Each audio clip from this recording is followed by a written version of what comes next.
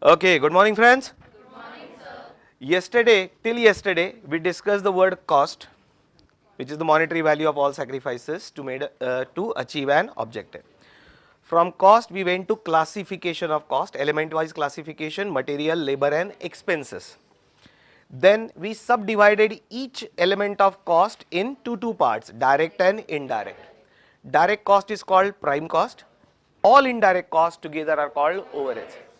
Then we reclassified overheads broadly into three categories: factory overheads, administration overheads and selling and distribution overheads, broad three categories. Then using this classification of cost, we compiled a statement called cost sheets. So if you put all this data into a format, it becomes a cost sheet, which is another chapter again, which we are going to discuss in that chapter. Then we went ahead to the word costing. The simplest definition of costing, it is the process of ascertainment of cost. Cost calculate करने का तरीका is costing. But this way in which you ascertain the cost would be different for different industries. And we were making the list that for which type of industry, which method of costing will be applicable. We had discussed few methods yesterday, and remaining we have to discuss today, and we have to move further. So you will give me from your memory the name of these different methods. I will try to make a list again of methods of costing.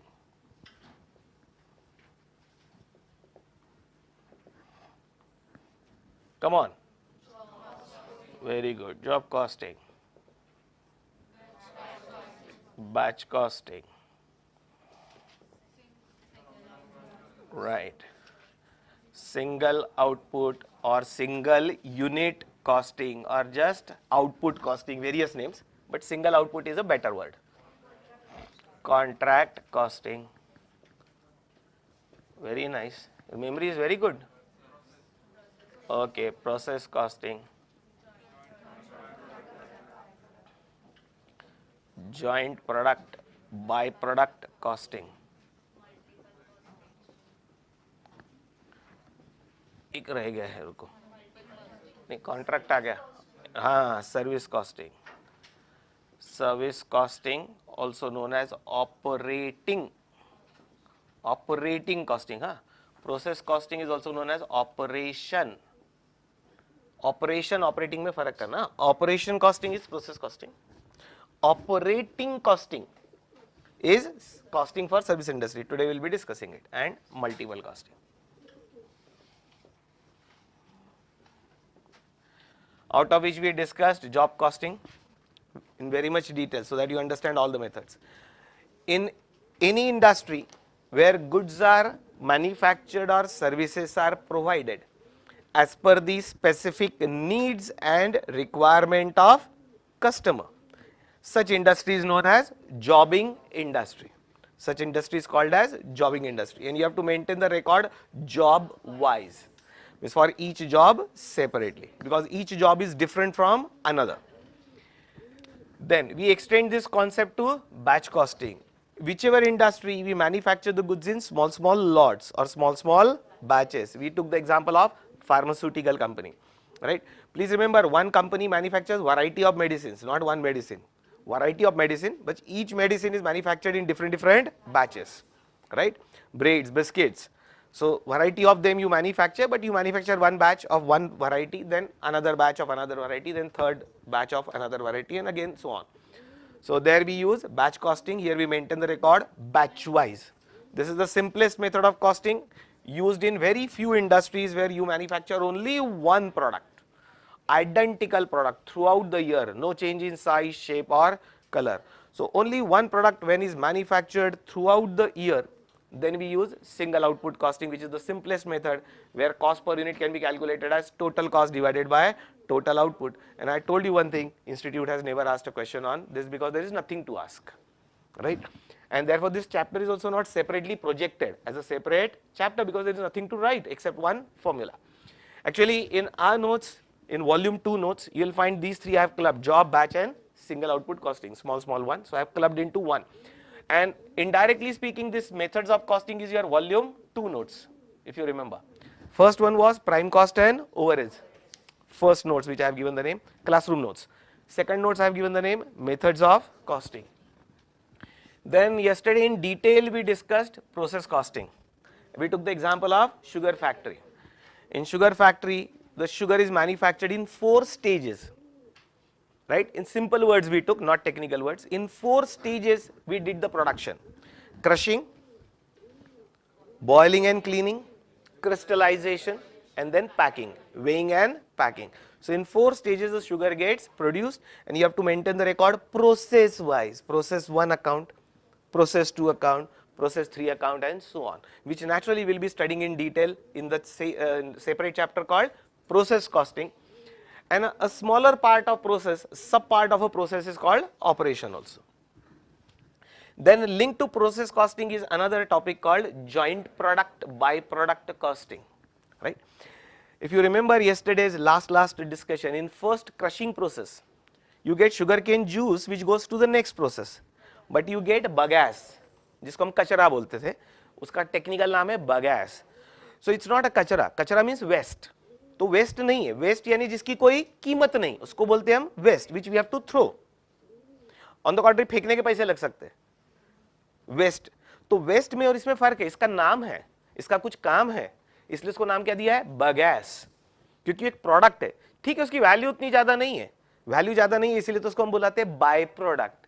Value ज्यादा रहती है उसकी market में तो उसको बुलाते हैं हम जॉइंट प्रोडक्ट. तो joint product is one whose economic value और मार्केट वैल्यू इज हायर. जिसकी इकोनॉमिक वैल्यू और मार्केट वैल्यू बहुत कम है लेकिन वो कचरा नहीं है, तो उसको हम बुलाएंगे बाय प्रोडक्ट. बाय प्रोडक्ट एक प्रोडक्ट है वो. तो उस प्रोडक्ट को हम कहते हैं बगैस, जो फ्यूल करके यूज कर सकते हैं आप इलेक्ट्रिसिटी जनरेशन के लिए. पेपर इंडस्ट्री एज इनपुट करके यूज करती है टू मैन्युफैक्चर पेपर पल्प. तो शुगर फैक्ट्री में प्रोसेस कॉस्टिंग तो आप लगाएंगे, लेकिन साथ में ये भी लगाना पड़ेगा, क्योंकि एक प्रोसेस से एक से ज्यादा आउटपुट मिल रहा है. When a single process gives you multiple outputs, then we have to also make use of joint product byproduct costing. Second process में भी वो जो मलाई निकलती है boiling and cleaning process में, वो मलाई का नाम था molasses. वो molasses को distillation किया, यानी और एक प्रोसेस करनी पड़ती है distillation process, तो उससे बनता है अल्कोहल, और अल्कोहल से वैरायटी ऑफ प्रोडक्ट बनते हैं. लिकर भी बनती है, इंडस्ट्रियल अल्कोहल बनता है for industrial use, medicinal alcohol. खांसी की जो दवा रहती है ना दोस्तों, कभी ध्यान से पढ़ना उसके लेबल पे, खांसी की दवा में कुछ % अल्कोहल रहता है, और इसीलिए नींद आती है खांसी की दवा पीने से, क्योंकि इसमें अल्कोहल रहता है. एथेनॉल बनता है जो हम पेट्रोल के साथ मिक्स करके फ्यूल के लिए यूज करते हैं गाड़ी चलाने के लिए. It's a very good fuel. Ethanol is a very good fuel to run the vehicle, right. Environment friendly fuel है, उसमें कार्बन डाइऑक्साइड नहीं निकलता है. तो एथेनॉल भी उसी से बनता है. स्पिरिट बनता है. अरे इतना क्या, डॉक्टर के पास इंजेक्शन लेने जाओ तो इंजेक्शन लगाने के पहले कुछ लगाता है, ठंडा ठंडा लगता है. अरे वो स्पिरिट ही तो है. वो बना कैसे था, वो कचरे से, बांस मारने वाले कचरे से. हाँ, अब कचरा नहीं बोलेंगे, मोलासेस बोलेंगे, क्योंकि उसका नाम है, उसका काम है. तो मोलासेस था वो. तो ऐसे बाय प्रोडक्ट्स भी मिलते हैं, and then sugar gets produced. Anyway, तो यहां तक हमारा डिस्कशन हो चुका था. अब बचे हुए पे चलते हैं. Contract costing. Contract costing is just a larger version of job costing. इसका बड़ा रूप है, is a contract costing. Know why I said this. Suppose if I am a contractor and I got a contract from the government to construct a flyover bridge at one place. At another place I got the contract of construction of a dam on a river. Third place I got a contract of construction of airstrip, airport modernization work. So I have got 3 contracts at different places. हम हर contract को बोलते हैं site. यदि आपको याद हो तो contractor बोलते हैं ये साइट पे काम चल रहा है, ये साइट पे चल रहा है, तो you can call it as site 1, site 2, site 3, right. Bangalore site, Pune site, Mumbai site, ऐसा भी बोल सकते हैं. ये तीनों काम अलग अलग है, जस्ट लाइक अ जॉब. ये जैसा काम दिया जाएगा उसके हिसाब से कंप्लीट करके देना पड़ेगा. कॉन्ट्रैक्ट कॉस्टिंग में ऐसा है कि मैंने फ्लाईओवर ब्रिज बना के शोकेस में रख दिए, आप आइए जो पसंद आए खरीद के ले जाइए. ऐसा पॉसिबल है क्या? नहीं. कहने का मतलब you have to execute the contract as per the need and requirement of customer. तो ये तो सेंटेंस इसके लिए भी बोला था मैंने, where the goods are manufactured or services are provided as per the need and requirement of customer, we call it as job costing. वही डेफिनेशन में इसके लिए भी बोल रहा हूं. तो यहां तक सिमिलर है. कौन? जॉब कॉस्टिंग और कॉन्ट्रैक्ट कॉस्टिंग सिमिलर है, वो सेम नहीं है. The only difference is contracts are large in nature and it takes more than 1 year to complete the contract. If the work can be completed in less than 1 year, it goes to job costing. If the work requires more than 1 year, it goes to contract costing. बस इतना ही फर्क है. So each contract is a job, but it takes longer time. अब जैसे construction of flyover bridges को 5 साल लगने वाले, 5 years it will take to get it completed. और मुझे प्रॉफिट फर्स्ट ईयर में निकालना है. कैसे निकल सकता है क्या? पहली बात, काम ही कंप्लीट नहीं हुआ है, work is not yet over. Really speaking you can calculate actual profit only on completion. 5 साल खत्म होने के बाद पूरी कॉस्ट पता चल जाएगी, रेवेन्यू से कंपेयर करूंगा और प्रॉफिट आएगा. लेकिन आप 5 साल के लिए अकाउंटिंग को पेंडिंग रखेंगे क्या? और मैं यदि कंपनी हूं, आपको पता होगा एक बड़ी कंपनी है इंडिया की, L&T, Larsen and Toubro, they call themselves as engineers of India. They undertake huge projects, right? उसको turnkey projects बोलते हैं, turnkey projects. यानी आप सब दे दो हमको, पैसे दे दो और लैंड दे दो, बाकी सब हम करके देंगे. You just turn the key, start and production will be on and everything we will execute. Entire work. Large contract, large dams they do construct.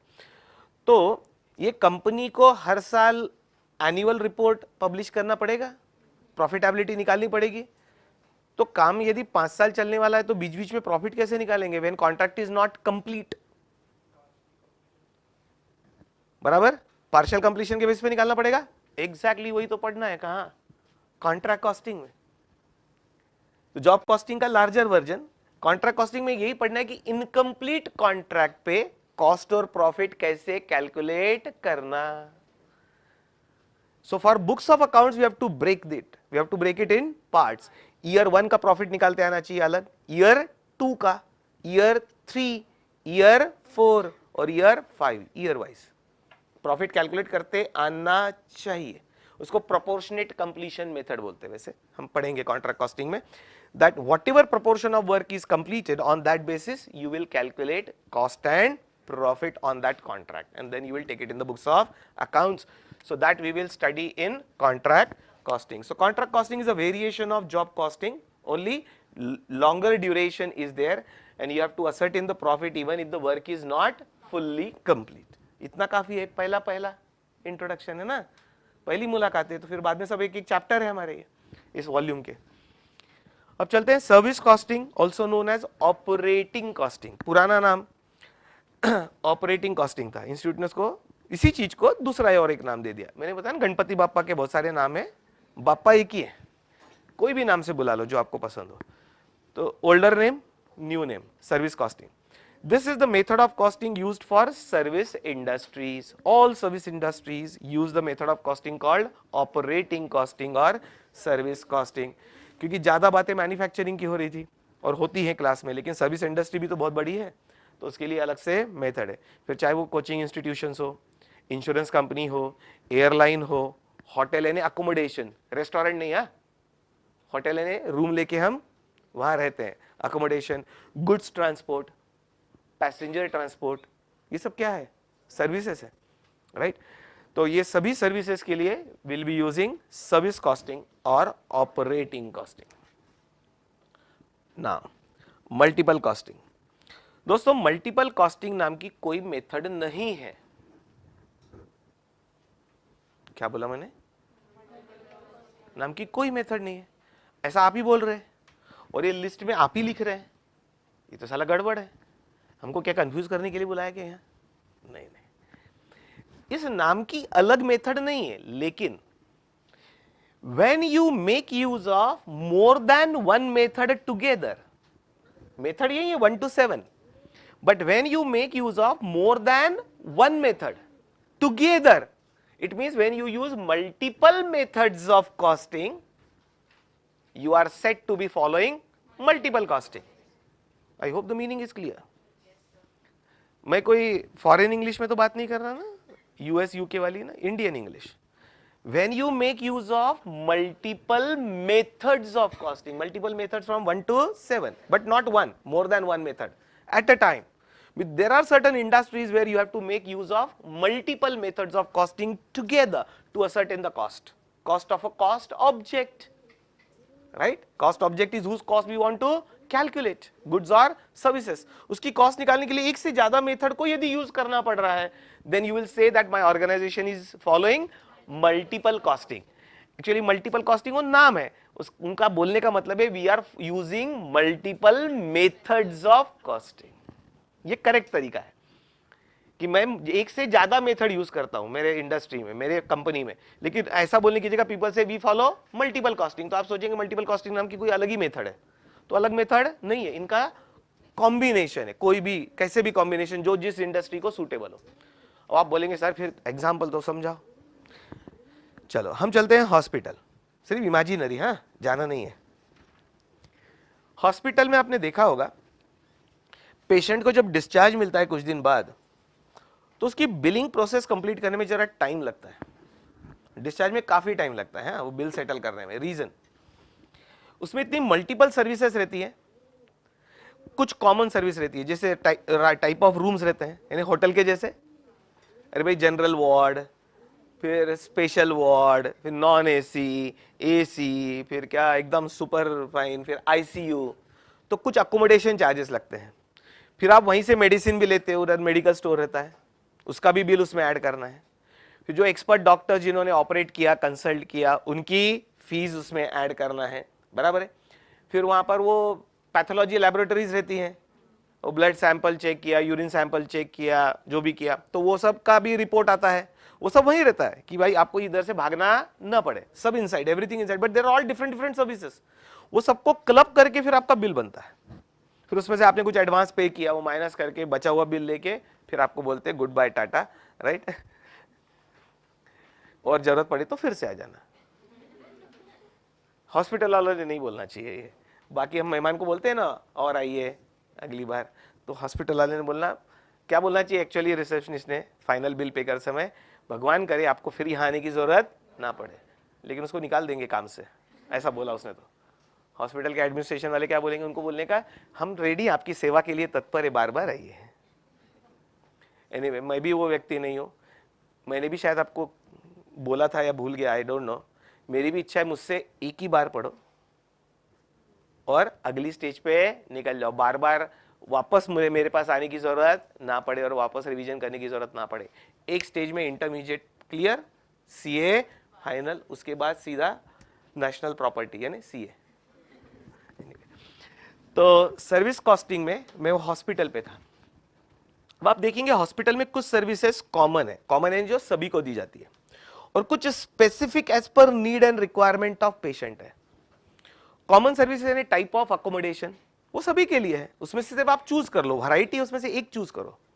ध्यान देना मैं क्या बोल रहा हूं, अकोमोडेशन में क्लासिफिकेशन है लेकिन वो सबके लिए है, उसमें से आप एक ले लो, उसको हम बोलते हैं कॉमन सर्विस, राइट। फिर उधर फूड स्टफ्स रहेंगे, मील्स वगैरह, जैसे थाली मिलती है खाने की, तो समझो सबके लिए कॉमन यदि है तो वो कॉमन सर्विस में आया। कॉमन सर्विस यदि दी आपने जो सभी कस्टमर को दी जाती है तो वो आता है सर्विस कॉस्टिंग में। और जो इंडिविजुअल सर्विस है जो आइडेंटिफाइबल उसी पेशेंट से है, ध्यान रखना मैं क्या बोल रहा हूं। कॉमन सर्विस यानी फूड सभी पेशेंट को एक साथ सर्व किया जाता है भाई, अकोमोडेशन सबके लिए है, लेकिन जो डॉक्टर फीस ले रहा है वो उस ऑपरेशन के कॉम्प्लिकेशन पे डिपेंड करता है और वो इंडिविजुअल चार्ज करता है, ये पेशेंट के ऑपरेशन की फीस इतनी, तो वो हो गया जॉब कॉस्टिंग। मेडिसिन वो स्पेसिफिक है, पर्सन टू पर्सन, यानी आप निकाल सकते कितने रुपए की मेडिसिन इस व्यक्ति के लिए लगी। पैथोलॉजी टेस्ट, तो कुछ चीजें specific service to that patient है और कुछ service common for all patient है।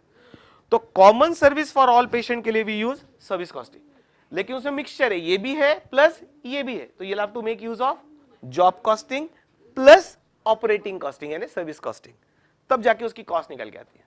यानी उसके तो सॉफ्टवेयर बन गए, हॉस्पिटल एडमिनिस्ट्रेशन के सॉफ्टवेयर बन गए तो हो जाता है, लेकिन सभी डिपार्टमेंट से उनको लिंक करना पड़ता है, तो सभी डिपार्टमेंट का डेटा क्लब करते और बना देते। पहले बहुत मुश्किल काम हुआ करता था, अभी हॉस्पिटल ऐसे वैरायटी ऑफ हॉस्पिटल्स और बिग साइज हॉस्पिटल्स बन गए तो उन्होंने सॉफ्टवेयर भी लगा दिए।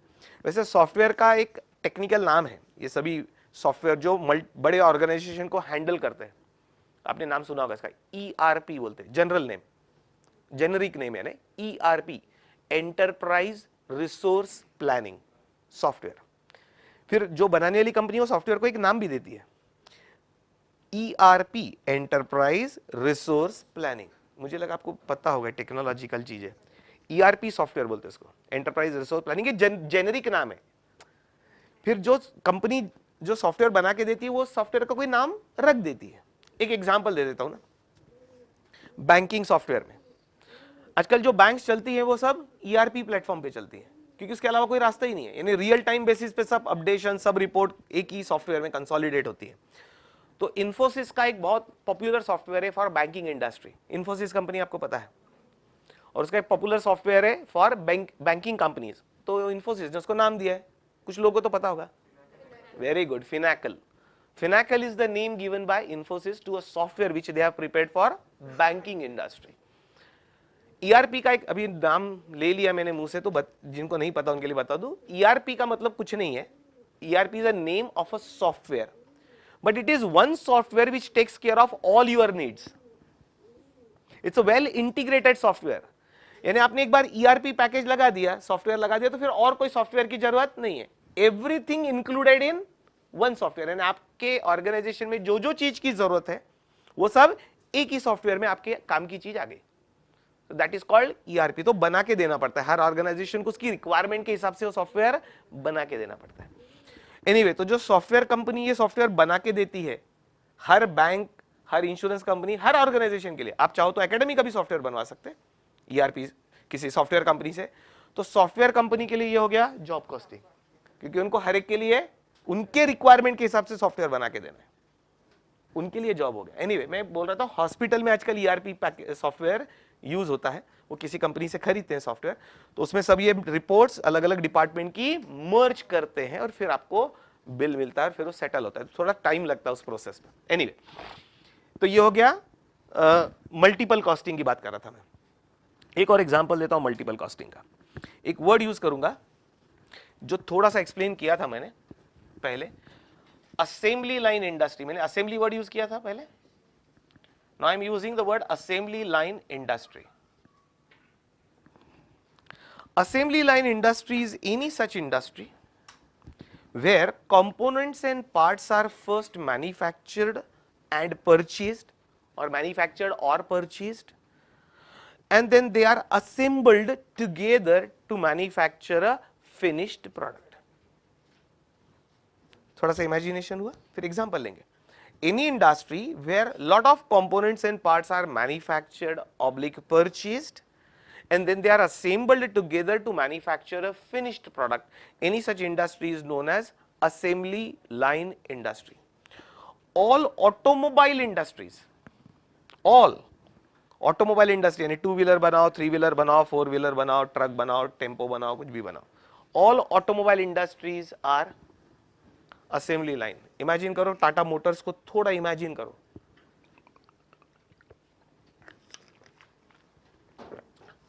टाटा मोटर्स जो कार भी बनाती है, ट्रक्स बनाती है, बसेस बनाती है, उसमें कितने सारे पार्ट्स लगते होंगे। एक ट्रक, जैसे एक टाटा का एक छोटा ट्रक है 407 कोड वाला एक ट्रक है, बहुत पॉपुलर ट्रक है वो, मीडियम साइज वाला। यदि आपको उसके पार्ट्स गिनना है तो एक बार खोल लेना, उसको गिन लेना, वापस जोड़ देना। एनीवे, बीच बीच में मेरी आदत है ऐसा बोलने की, आपको समझ सकते हैं कौन सा सब्जेक्ट से रिलेटेड और कौन सा प्रेशर लूज करने के लिए बीच बीच में है, समझ लिया करना, थोड़ी दिन में समझ जाएंगे आपकी व्यक्ति कैसा है, क्या क्या ध्यान में रखना और क्या छोड़ना है। एनीवे, कहने का मतलब उसमें थाउजेंड्स ऑफ पार्ट्स लगते हैं। अरे इतना काय को, आपके एक टू व्हीलर कभी घर पे खोल लेना, संडे को छुट्टी रहे तो, और गिन लेना, तो thousands of part two wheeler में ही लग जाते हैं। अब इसमें से कुछ कंपोनेंट पार्ट्स वो खुद बनाते हैं, जैसे जनरली ऑटोमोबाइल इंडस्ट्री क्या करती है, उसमें का जो मेन इंजन है और चेसिस यानी उस गाड़ी की बॉडी, उसको बोलते हैं चेसिस, इंजन और कुछ क्रिटिकल कंपोनेंट पार्ट्स जो बहुत ही पेटेंटेड है, जो बाहर वाला बना के नहीं दे सकता, ये वो खुद बनाते हैं। बाकी सब कंपोनेंट पार्ट्स बाहर से खरीदते हैं, जैसे मिरर हो, विंडशील्ड हो, टायर हो, ट्यूब्स हो, स्पीडोमीटर हो, इलेक्ट्रिक वायर हो, केबल्स हो, वाइपर्स हो, क्या क्या नहीं लगता गाड़ी में, नट्स हो, बोल्ट्स हो, बहुत सारी चीजें लगती है, ये सब वो बाहर से बनवा के लेते। So some component parts, important component parts or critical component parts, they manufacture themselves, including engine, and other component parts they purchase from outside. अब ये सब पार्ट्स रेडी हैं ऐसा समझो, अब उसको जोड़ेंगे तो ट्रक बनेगा। तो मैं जस्ट इमेजिन करने लगा रहा हूं आपको असेंबली लाइन इंडस्ट्री, फिर आपको कभी टाइम मिले तो यूट्यूब वगैरह पे सर्च मार के किसी की प्रोसेस देख लेना, अभी नहीं है क्लास में, हाँ कभी और फुर्सत में। असेंबली लाइन यानी ऐसी, इसको असेंबली लाइन बोलते समझो, ऐसा कन्वेयर बेल्ट है, इसके दोनों तरफ वर्कर्स खड़े हैं, दोनों तरफ ऐसे पूरे वर्कर्स हैं और उनके पास कंटेनर्स है, यानी बिन उसको बोलते हैं, जिसे हम डस्ट बिन बोलते हैं ना, वैसे बिन्स यानी कंटेनर्स। तो कंटेनर में पार्ट्स है, और वर्कर यहां लाइन से खड़े हैं, ऐसे बहुत सारे वर्कर्स हैं, उनके पास कुछ टूल्स इक्विपमेंट्स हैं, और ये कन्वेयर बेल्ट पे चेसिस को रोल करते हैं। ट्रक की जो रॉ चेसिस रहती है जिसके ऊपर ट्रक बनता है, वो चेसिस यहां से रोल होती है।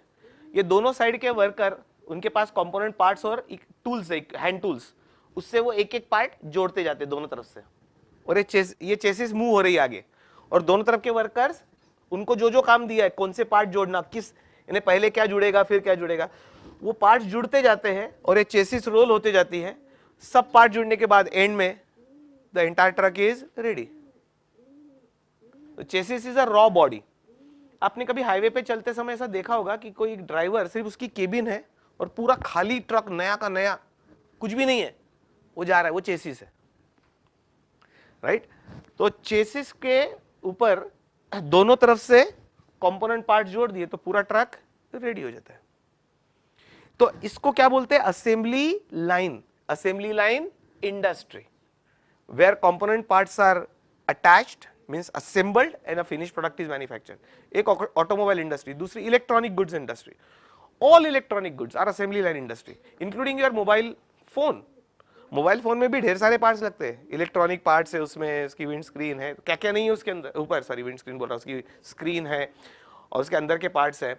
आपका कैलकुलेटर ले लो, वो भी असेंबल हुआ है, अलग अलग पार्ट्स। आपका लैपटॉप ले लो, राइट, वॉशिंग मशीन ले लो, टेलीविजन ले लो, रेफ्रिजरेटर ले लो, ये सब कंपोनेंट पार्ट्स असेंबल होके बनने वाला प्रोडक्ट है, जिसको बोलते हैं assembly line industry. Electronic goods, automobile and you can imagine, right.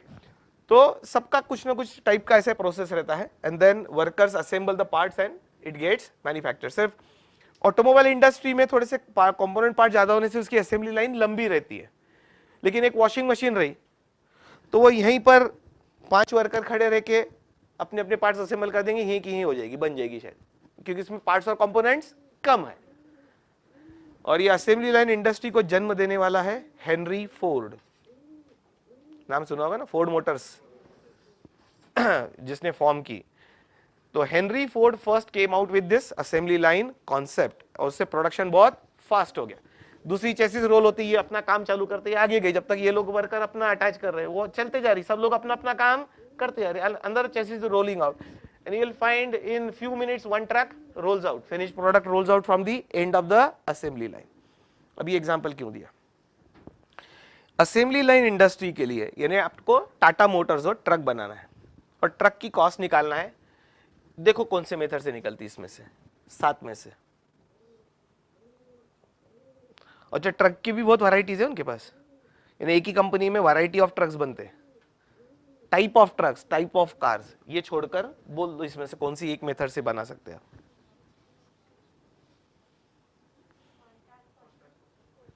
Contract costing, nano car 1 minute में एक बनती, 5 साल लगते हैं आपको लगता है उसको। प्रोसेस कॉस्टिंग में you manufacture only a single product throughout the year.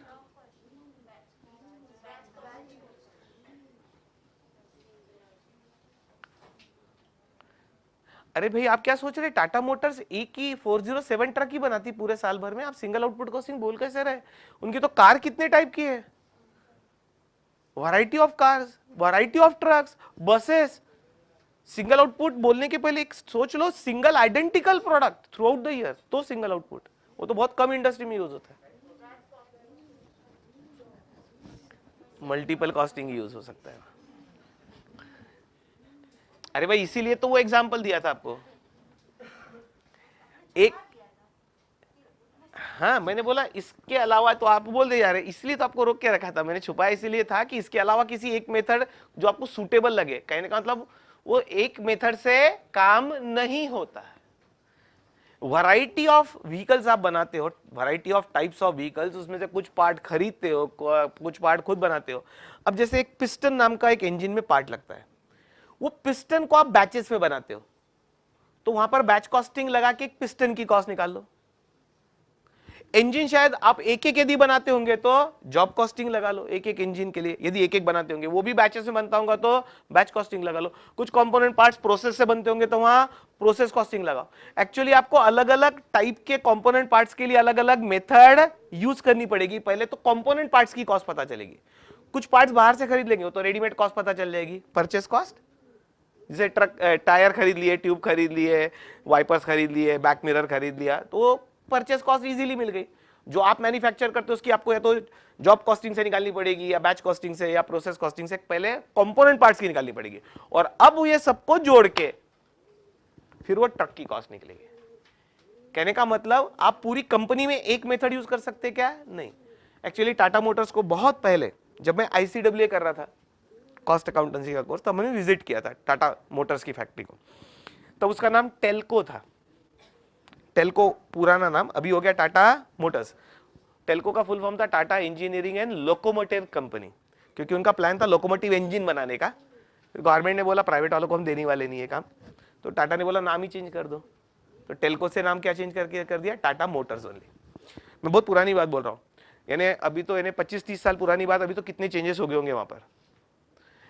लेकिन वहां पर ऐसे अलग अलग डिपार्टमेंट है, यानी उसको क्या नाम दिया था? अच्छे उन्होंने नाम दिया था, चलो अभी सही बोलते हैं, department A, department B, department C, department D, ऐसे ही नाम समझते।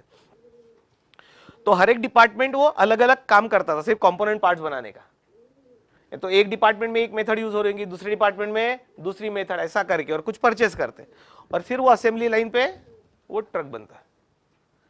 So as a Tata Motors company, you cannot rely on one method. You have to make use of multiple methods, and therefore, actually using multiple methods is called multiple costing. तो ये नाम का अलग chapter तो नहीं है, लेकिन उसका मतलब आपको समझाया। Now, this all we are going to study in volume 2. अब वॉल्यूम 3 पे भी ले ही चलता हूं ना। क्या नाम था उसका? Techniques of costing. Very good. तो हम आते हैं टेक्निक्स ऑफ कॉस्टिंग पे।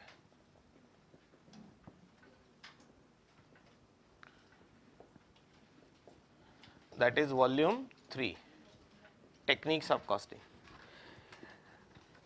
इन my opinion there are only 3 techniques of costing. फिर मैं इंस्टीट्यूट के ओपिनियन से भी ले चलूंगा कि इंस्टीट्यूट का और क्या क्या कहना है। तो पहले मेरा वाला डिस्कशन कर लेता हूं। Technically, there are only 3 techniques of costing. One is standard costing, another is marginal costing, and third one is budgetary control. Budget and budgetary control भी बोल सकते हैं इसको। इनको पहले समझ लेते हैं। ये आपका वॉल्यूम 3 है, budget and budget. 3 prominent techniques of costing. और एक बात, कल मैंने एक बोलते बोलते एक वर्ड यूज किया था, मैनेजमेंट अकाउंटिंग। अरे 3 ब्रांचेस ऑफ अकाउंटिंग हुआ था ना, फाइनेंशियल अकाउंटिंग, कॉस्ट अकाउंटिंग और मैनेजमेंट अकाउंटिंग। तो फाइनेंशियल अकाउंटिंग तो आप पढ़ते हैं 11th स्टैंडर्ड से। ये जो है ना, this is cost accounting, this one. Methods of costing का दूसरा नाम cost accounting, where your objective is to ascertain cost, that's all.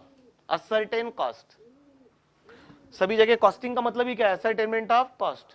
तो ये है कॉस्ट अकाउंटिंग और ये है मैनेजमेंट अकाउंटिंग। इसमें objective is not ascertainment of cost, इसमें objective is to assist management in doing their work. तो ये मैनेजमेंट के काम की टेक्निक है, इसलिए इसको बुलाते हैं मैनेजमेंट अकाउंटिंग। यानी टेक्निक्स ऑफ कॉस्टिंग का दूसरा नाम मैनेजमेंट अकाउंटिंग, थर्ड ब्रांच। और आपके सिलेबस में दोनों इंक्लूड कर दिया, मैंने बताया नहीं क्या? न्यू सिलेबस में ये भी सीखना है और ये भी सीखना है, इसलिए उसको नाम क्या दिया? Cost and management accounting. समझ रहे क्या मेरी बात? ऐसा भी समझना इसको, this is cost accounting, this is management accounting. और इसको सीए फाइनल में और हायर लेवल पे पढ़ना है। ना What exactly is this? Again, these are 3 different chapters also which we are going to study in volume 3. Don't worry. पहली मुलाकात करते हैं. Standard costing is a technique used for cost control.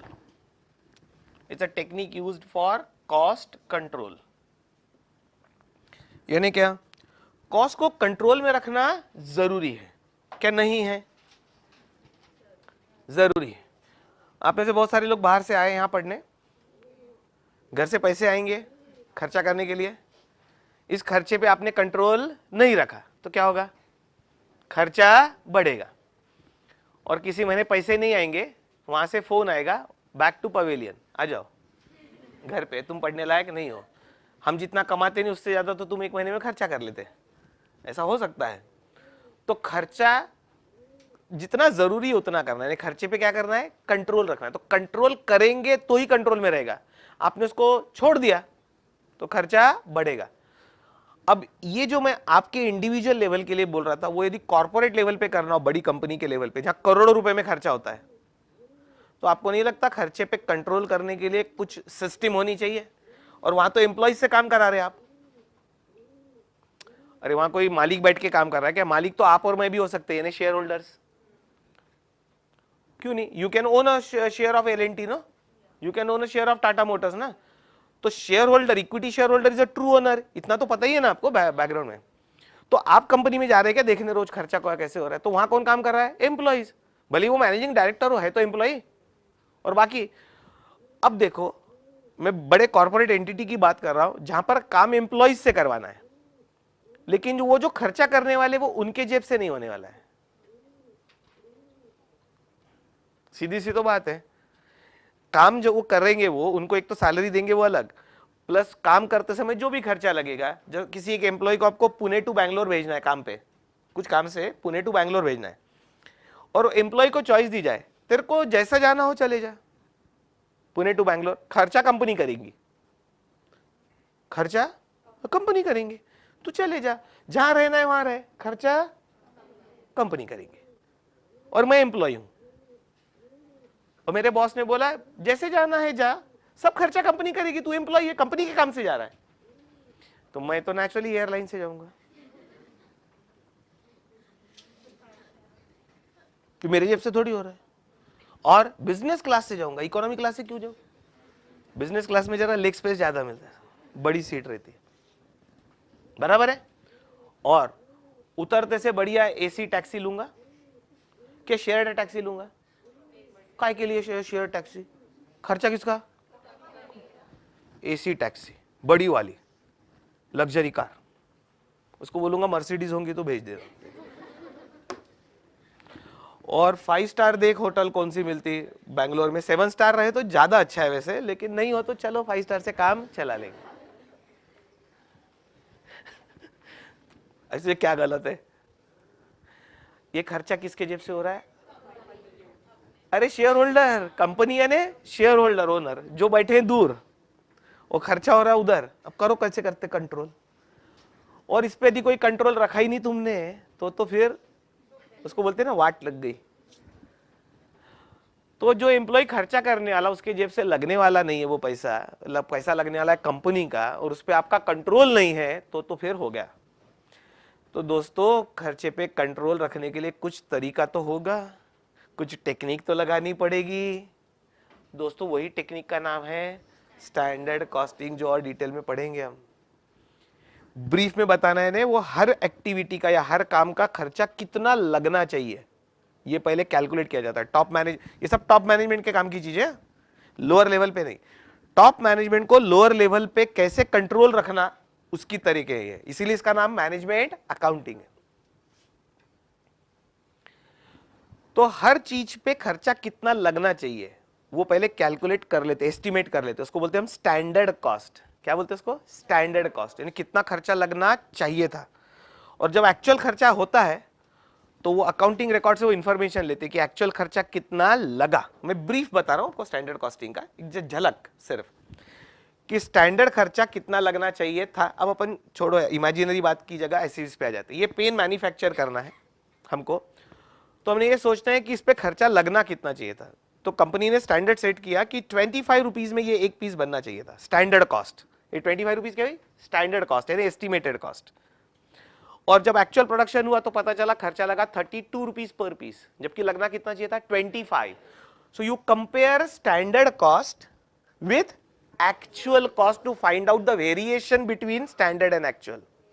और ये वेरिएशन यदि ज्यादा मिला, स्टैंडर्ड से खर्चा एक्चुअल ज्यादा लगा, तो फिर वो जो कंसर्न ऑफिसर है ना, जैसे प्रोडक्शन के केस में प्रोडक्शन मैनेजर जिम्मेदार है, प्रोडक्शन मैनेजर का गला पकड़ा जाएगा, ए भाई ये 25 रुपए में बनना चाहिए था पेन, ये 32 रुपीज कहाँ गए, यानी एक्स्ट्रा कितने लगे, 7 रुपीज। वो एक्स्ट्रा 7 रुपीज को शॉर्ट में बुलाते हैं adverse variance. Variation in cost, variation यानी variation between standard and actual cost, वो वेरिएशन को बुलाते हैं वेरिएंस। और एडवर्स वेरिएंस यानी पैसे ज्यादा लगे तो ये एडवर्स हुआ, और 25 रुपीज की जगह 23 लगे रहते तो वेरिएशन तो अभी भी है 2 रुपए का। 25 रुपीज लगना चाहिए था स्टैंडर्ड खर्चा और एक्चुअल लगा 23। अरे तो पैसे बचाए तुमने, तो ये भी वेरिएशन है 2 रुपए, लेकिन ये हुए फेवरेबल वेरिएशन, तो उसको बोलते हैं फेवरेबल वेरिएंस। फेवरेबल वेरिएंस और एडवर्स वेरिएंस, वेरिएशन को वेरिएंस बोलते हैं। तो एडवर्स वेरिएंस और फेवरेबल वेरिएंस, तो फेवरेबल वेरिएंस रहा तो उसको शाबाशी दो कि तूने कॉस्ट सेव की, उसमें से तेरे को बोनस देंगे हम कुछ जो तूने बचाया कंपनी के लिए।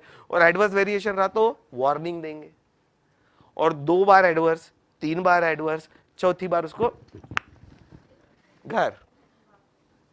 अरे ऐसा नहीं करेंगे तो कंपनी कैसे चलेंगी, टॉप मैनेजमेंट कंपनी चलाएंगी कैसे। और यही प्रॉब्लम, ये सब टेक्निक गवर्नमेंट ऑर्गेनाइजेशन में नहीं लगती, और इसीलिए वहां लफड़े हैं। कोई भी काम एफिशिएंसी से होता नहीं, वहां टाइम भी 10 गुना ज्यादा लगता है और पैसे भी लगते हैं। इसलिए आपने देखा होगा majority government companies and government organisations run in losses because there is no control. क्योंकि गवर्नमेंट की ओनरशिप है, किसकी ओनरशिप, आप और हम ना, पब्लिक। इसलिए उनको पब्लिक एंटरप्राइजेस भी बोलते हैं ना, पब्लिक एंटरप्राइजेस बोलते हैं ना गवर्नमेंट कंपनी को, उसका दूसरा नाम है पब्लिक एंटरप्राइजेस, यानी पब्लिक की गवर्नमेंट पब्लिक की है और कंपनी गवर्नमेंट की यानी पब्लिक की है, और पब्लिक आप और मैं है, जनता। अपन एक बार इलेक्शन में चुन के देने के बाद उसके आगे कुछ नहीं करते, बोलने के लिए सत्ता अपने हाथ में है, प्रैक्टिकली स्पीकिंग कुछ भी नहीं अपने हाथ में। और वो जो पब्लिक सेक्टर एंटरप्राइज में काम करने वाले एम्प्लॉय, वो उनको क्या बोलते हैं हम, गवर्नमेंट सर्वेंट। हाँ, पब्लिक सर्वेंट्स, गवर्नमेंट सर्वेंट। वो उसका बॉस भी रहे, कोई भी रहे, उसको क्या फर्क पड़ता है, बोले खर्चा ज्यादा लगे या कम लगे, किसका लग रहा है, गवर्नमेंट का, यानी किसका लग रहा है, पब्लिक का। मेरे जेब से क्या जा रहा है, मेरे को क्या करना है। तो सब जगह काम ऐसे ही है, इनएफिशिएंट काम है, और इसीलिए गवर्नमेंट कंपनीज लॉस में चलती है। उसका कारण ये, वहां ये लगाते ही नहीं। और प्राइवेट सेक्टर ऑर्गेनाइजेशन में फटाक, एक मौका देंगे गलती हुई तो दूसरा देंगे सुधरने का, उसके बाद नहीं देंगे। आपका मोबाइल बजने दो क्लास में, एक बार वार्निंग दूंगा, दूसरी बार बहुत स्ट्रिक्ट वार्निंग दूंगा, तीसरी बार गेट आउट। तो बोलेगा मेरा बाप कमिश्नर है, होगा, उससे पढ़ ले। क्या करेंगे, सबको डिस्टर्ब हो रहा है। तो एक बात बताइए आपको, नहीं चाह रहे सबका। तो प्राइवेट ऑर्गेनाइजेशन में ऐसा है, इसलिए वो ऑर्गेनाइजेशन एफिशिएंटली और प्रॉफिटेबली चलते हैं। अब आपके ध्यान में आएगा स्टैंडर्ड कॉस्टिंग टेक्निक क्या है। It is used by top management to keep control over the cost. कि भाई हमने जो प्लान किया वैसे चलो, वेरिएशन हो सकता है लेकिन वो एक्सेप्टेबल, यानी स्टैंडर्ड से थोड़ा इधर उधर हो सकता है, small variation is acceptable, but huge variation not acceptable, not acceptable. वो हम इसमें पढ़ेंगे। अब यहां ले चलता हूं थोड़ा सा बजट पे, फिर मार्जिनल पे लाता हूं। Budget and budgetary control. Budget is a tool for doing future planning.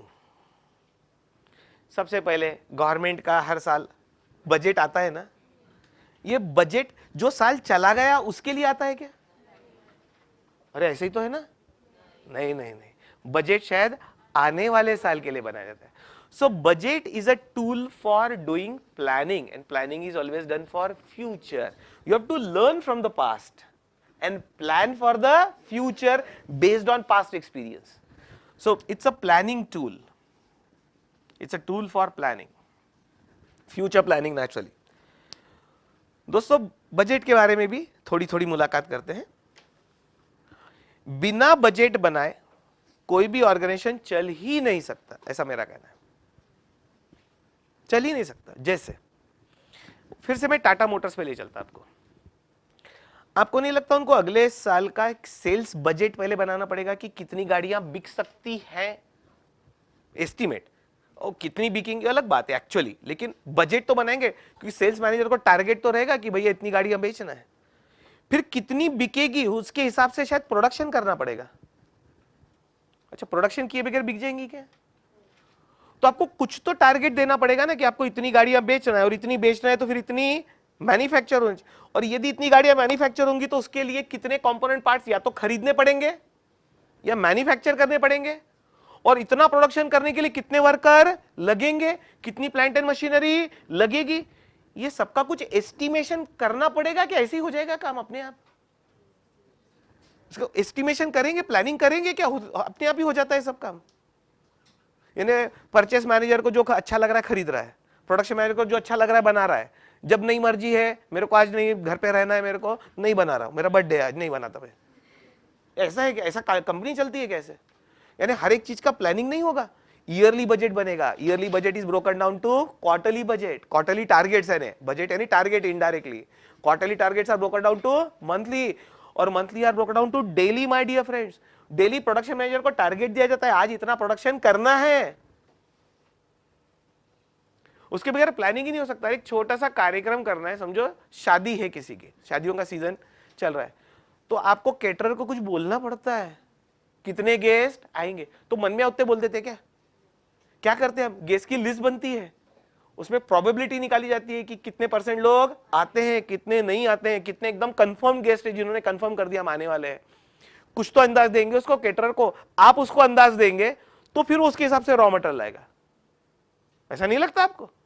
अरे कितने इन्विटेशन कार्ड प्रिंट कराना है, यदि फिजिकली भेजना है तो कितने प्रिंट कराना है, सब चीज का बजट बनता है, सब चीज का प्लानिंग होता है। तो कॉर्पोरेट लेवल पे नहीं करना पड़ेगा? करना ही पड़ेगा दोस्तों। मेरा कहना है बजट बनाए सिवाय, यानी फ्यूचर प्लानिंग के सिवाय कुछ भी काम नहीं हो सकता ऑर्गेनाइजेशन में, और हुआ तो तरीके से नहीं होगा, तरीके से नहीं होगा, कोऑर्डिनेटेड मैनर में नहीं होगा।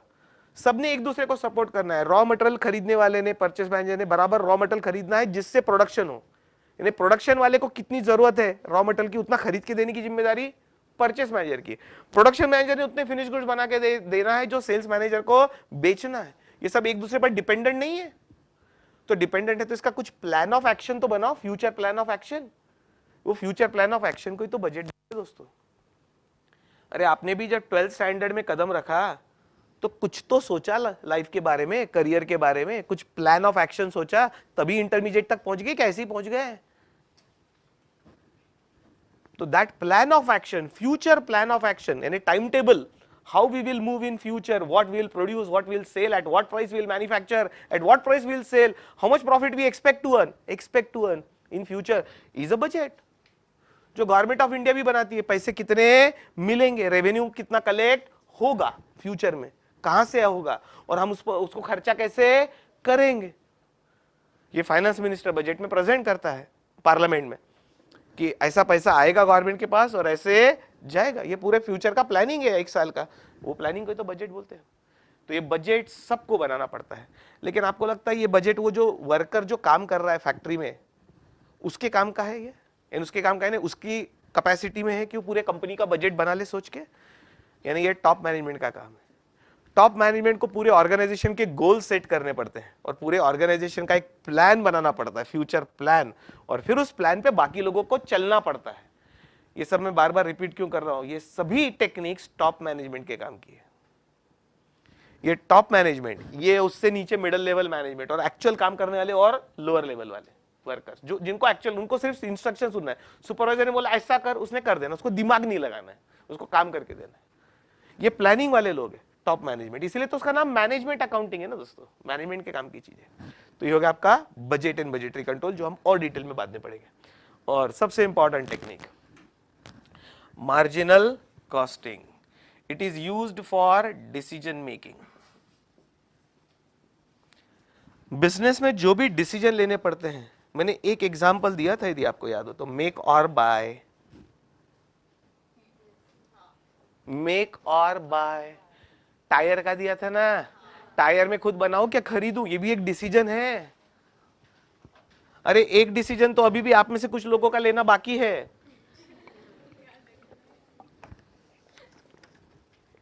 कुछ लोगों ने ले लिया है, कुछ लोगों ने ले लिया ने रजिस्ट्रेशन कर लिया है, कुछ लोग सोच रहे हैं अभी भी सीए करूं क्या नहीं, कोचिंग लगाऊं क्या नहीं, लगाऊं तो किसके यहाँ लगाऊं, तो अभी भी डिसीजन पेंडिंग ही है। तो दोस्तों डिसीजन मेकिंग में जो टेक्निक मदद करती है उसका नाम है marginal costing, which helps management to take variety of business decision. रोज ही उनका काम ही, टॉप मैनेजमेंट का काम ही रोज डिसीजन मेकिंग है। अब भाई सिंपल काम मैं बनाऊं क्या बाहर दे दूं, आउटसोर्स कर दूं, बाहर से खरीद लूं, राइट या कोई काम में लॉस हो रहा है तो इसको चलने दूं क्या रोक दूं, आप बोलेंगे लॉस हो रहा है तो बंद करो, इतना आसान नहीं है डिसीजन ना, हम पढ़ेंगे, राइट। यानी कभी कभी कुछ लॉस मेकिंग काम या एक्टिविटीज को कंटिन्यू करने में ज्यादा फायदा रहता है क्योंकि उससे दूसरे और कनेक्टेड चीजें रहती है, तो सब एंगल से सोचना पड़ता है, राइट, कि वो काम करना है नहीं। तो हर पग पे आपको डिसीजन लेना है, बिजनेस डिसीजंस लेना है। अरे भाई कार का नया मॉडल लॉन्च करना है या नहीं करना है, या कितने मॉडल लॉन्च करना है इस साल में, या अभी भी हमने वो डीजल इंजन वाली कार बनाना है या सिर्फ पेट्रोल वाली बनाना है। शायद ऑटोमोबाइल कंपनी ने, कुछ लोगों ने लिया कि डीजल वाली कार अब बना के कोई फायदा नहीं, क्योंकि पहले डीजल और पेट्रोल के रेट में बहुत ज्यादा फर्क हुआ करता था। एग्जाम्पल के लिए डबल का, यानी डीजल यदि 50 रुपए लीटर यानी 30 रुपए लीटर मिलता था तो पेट्रोल 60, एग्जाम्पल, हाँ, इतना फर्क था काय में, डीजल और पेट्रोल इंजन में। गवर्नमेंट ने फर्क ही खत्म कर दिया। गवर्नमेंट ने पेट्रोल और डीजल की प्राइस को इतना पास पास लिया है कि अब डीजल की गाड़ी बनाने में कोई मैटर ही नहीं रहा। पहले डीजल की गाड़ी इसलिए बनती थी कि उसमें कॉस्ट सेविंग होता था, फ्यूल का कॉस्ट बचता था,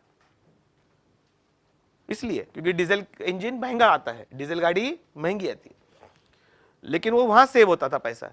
अभी वो नैरो कर दिया एकदम, उसमें बहुत ज्यादा डिफरेंस नहीं बचा। लेकिन पेट्रोल की गाड़ी एफिशिएंट ज्यादा होती है, petrol vehicle is more efficient then diesel. तो बहुत सारी ऑटोमोबाइल कंपनी को ये निर्णय लेना पड़ रहा है कि डीजल गाड़ी बना के कोई फायदा ही नहीं, और तो और अभी इलेक्ट्रिक व्हीकल का जमाना आ रहा है, right. Our transport minister is promoting electricity vehicles, EVs बोलते हैं ना हम, इलेक्ट्रिक व्हीकल्स, तो future is for electric vehicles. तो बहुत सारी बड़ी कंपनी को यह भी सोचना पड़ेगा कि शायद ये पेट्रोल इंजन वाली भी गाड़ी बंद करनी पड़ेगी, उसको इंटरनल कंबशन इंजन बोलते हैं, उसका जो टेक्नोलॉजी उसको इंटरनल कंबशन इंजन, एनीवे मुझे नहीं कहीं तो भी सुना तो बोल दिया, चिपका दिया आपको, राइट, लेकिन वो करेक्ट नाम है इंटरनल कंबशन इंजन। इंजन वाली गाड़ी, वो इलेक्ट्रिक व्हीकल में वो इंजन ही नहीं है कि उसने कोई फ्यूल लेके और वो इंजन को घुमाना ही नहीं है, वो इलेक्ट्रिक पे पावर पे चलती है, उसमें बैटरी का खर्चा मेन है। तो बहुत सारी कंपनी सोच रही should we shift to electric vehicles, should we close down this, ये क्या है, डिसीजन है, and if you want to do it how. फिर धीरे धीरे ये पेट्रोल डीजल के इंजन वाली गाड़ियों का प्रोडक्शन कम करो, फिर एक कोई और जगह खरीद लो, ये इसका प्लांट लगाओ, किसका, इलेक्ट्रिक व्हीकल का, उसमें मेन कॉस्ट 50% कॉस्ट तो बैटरी की है, तो या तो बैटरी हम बनाएंगे या फिर कहीं से अच्छी एफिशिएंट बैटरी सस्ती वाली मिलती क्या वो लेंगे। कुछ तो सोचना पड़ेगा कंपनी को आगे चलाने के लिए, और कुछ नहीं किया, डिसीजन ही नहीं लिया तो बस 2 साल में कंपनी बंद हो जाएंगी, तुम भी घर जाओ मैं भी घर जाता। ये सब डिसीजन लेने में जो मदद करती है वो टेक्निक का नाम है मार्जिनल कॉस्टिंग टेक्निक। थोड़ा सा अंदाज आया होगा आपको, राइट। ये एक्चुअली सीए फाइनल का सिलेबस है, लेकिन इंस्टीट्यूट ने बोला कि ट्रेलर यहीं से दिखवा के पहुंचाओ, तो स्टूडेंट्स को पता रहे फाइनल में जाना है क्या नहीं। शायद ये इंस्टीट्यूट का ऑब्जेक्टिव होगा कि थोड़ी पहचान करा दो यहाँ, तो बच्चा सोच लेगा कि ये पढ़ना और हायर लेवल पे जाऊं क्या नहीं सीए फाइनल में, कि अपन यहीं से बाय बाय टाटा। एनीवे कुछ कुछ मजाक में भी बोल दिया। ये मेरे हिसाब से 3 ही टेक्निक है कॉस्टिंग की, लेकिन कुछ चीजें मुझे मजबूरी में बोलनी पड़ती है और मैं ऑन द रिकॉर्ड बोलता हूं, सुनना ध्यान से क्या बोल रहा हूं। There are few questions which has got 3 answers. There will be few questions in CA Institute syllabus or in the exams which will have 3 answers. Those 3 answers are, one is correct answer, one is wrong answer, and one is ICAI answer.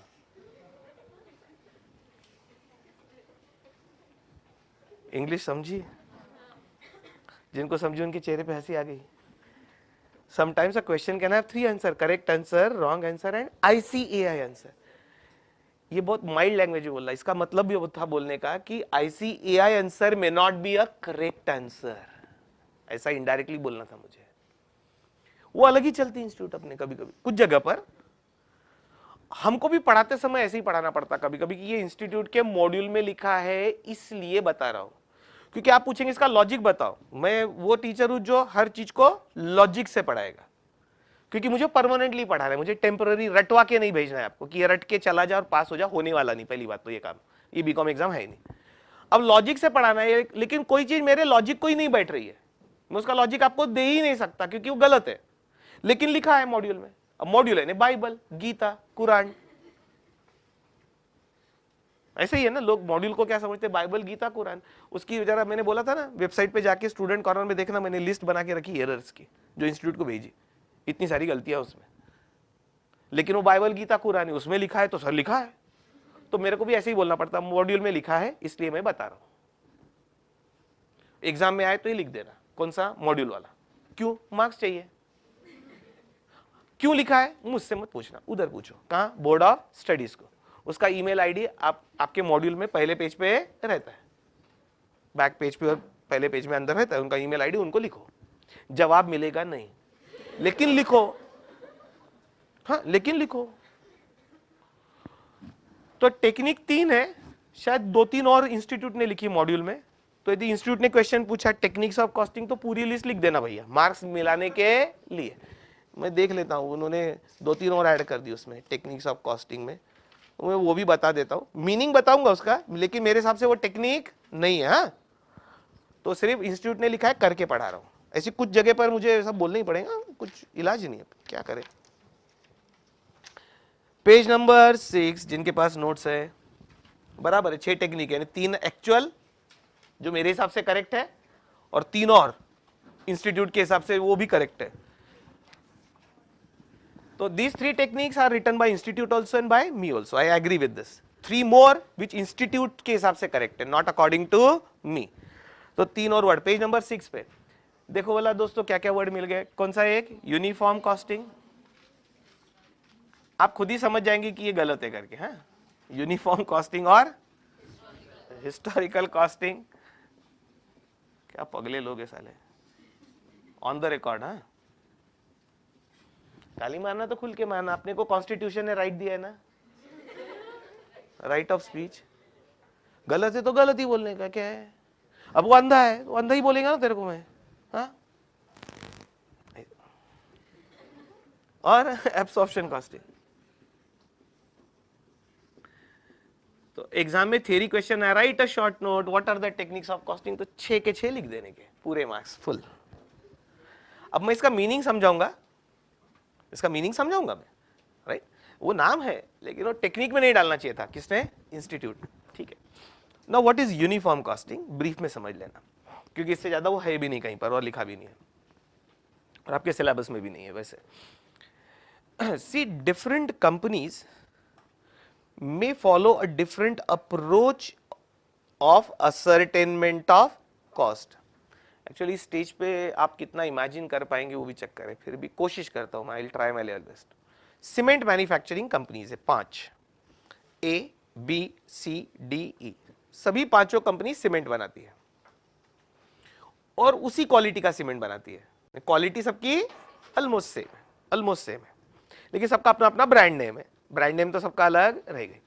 अब ये 5 company को comparison करना है आपस में कि भाई तुम्हारी कॉस्ट कितनी है, हमारी कितनी है। इससे क्या पता चलेगा कि कौन एफिशिएंट है, कॉस्ट कंपेयर कर रहे हैं आप कि भाई दूसरी कंपनी यदि वही क्वालिटी का सीमेंट कम कॉस्ट में बना सकती है तो यार फिर हम में कुछ गड़बड़ है, फिर तो हमको कहीं इंप्रूवमेंट करना है। तो पर्पस है कि कंपैरिजन करके, इसको कहते हैं इंटर फर्म कंपैरिजन, उसका भी टेक्निकल नाम है, क्या है, इंटर फर्म कंपैरिजन। आप सुनते हो ना इंटर कॉलेजिएट क्रिकेट मैचेस, यानी जब एक कॉलेज दूसरे कॉलेज से कहता है तो एक कंपनी यानी फर्म, ऐसा बोलते हैं। इंटर फर्म कंपैरिजन का मतलब एक फर्म का कंपैरिजन दूसरे फर्म से। फर्म का मतलब यहां पर सिर्फ पार्टनरशिप फर्म मत समझना, फर्म यानी ऑर्गेनाइजेशन। तो जब आपस में एक कंपनी दूसरे कंपनी से कंपेयर करती है तो उसको कहते हैं इंटर फर्म कंपैरिजन। और जो कंपनी को ये इंटर फर्म कंपैरिजन करना है, अच्छा पहली बात क्यों करना है, इसका पर्पस क्या है कि आपको एक दूसरे से सीखना है कि कौन कहां सही है, कौन कहां गलत है, कौन अच्छा काम कर रहा है। भाई किसी की मटेरियल कॉस्ट कम हो सकती है सीमेंट बनाने की, किसी कंपनी की लेबर कॉस्ट कम हो सकती है, यानी वो लेबर में ज्यादा एफिशिएंट है, किसी कंपनी में ओवरहेड्स कम लगते हैं, राइट, कोई कंपनी का प्रोडक्शन का स्पीड ज्यादा है, जो भी है आपको ये समझना है, एक दूसरे को एक दूसरे से समझ के उसमें से अच्छे अच्छे पॉइंट लेना है, सभी की एफिशिएंसी बढ़ाना है, ये उसका फाइनल ऑब्जेक्टिव है। Learn from each other and everybody's performance should improve, this is the final objective. उसके लिए आपको इंटर फर्म कंपैरिजन करना है। तो ये पांचों का कॉस्ट का डेटा कंपेयर करना है। मैं बहुत कंसेप्चुअली समझा रहा हूं, उसमें तो बुक की डेफिनेशन लिखी हो छोड़ दो। तो ये पांचों का डेटा कंपेयर करना है, तो एक कंपेरेबल तो होना चाहिए data.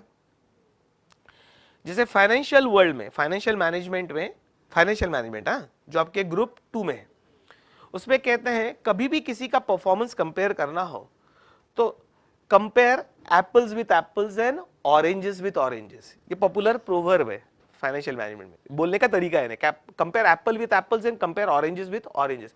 Don't compare apples with oranges, क्योंकि कंपैरिजन ही गलत है, क्योंकि ये कंपैरिजन ही गलत है। तो ये पांचों फर्म सीमेंट ही बनाती है, इनका कंपैरिजन करना है पता करने के लिए कि कौन ज्यादा एफिशिएंट है, कौन कम है और कहां स्कोप है इंप्रूवमेंट का। तो इनका पहले डेटा कंपेरेबल करो। अब डेटा कंपेरेबल करो यानी पांचों प्रोसेस कॉस्टिंग यूज करते हैं, क्योंकि cement is a processing industry, तो प्रोसेस कॉस्टिंग यूज करते हैं। लेकिन इनके कॉस्ट कैलकुलेशन के तरीके में बहुत जगह पर डिफरेंस हो सकता है। कॉस्ट में तो डिफरेंस आएगा, मैं कॉस्ट में डिफरेंस आएगा की बात नहीं कर रहा, कॉस्ट कैलकुलेट करने के तरीके में डिफरेंस है। अब थोड़ा सा इमेजिनेशन पे ले सकता हूं, कुछ चीजें तो आपको पता है, स्टॉक वैल्यूएशन की कुछ मेथड्स है जो AS2 में पढ़ी है आपने। अरे फीफो लीफो एवरेज पढ़ाऊंगा ना कुछ, first in first out, last in first out, क्या सभी फर्स्ट इन फर्स्ट आउट है? नहीं ना, एवरेज मेथड।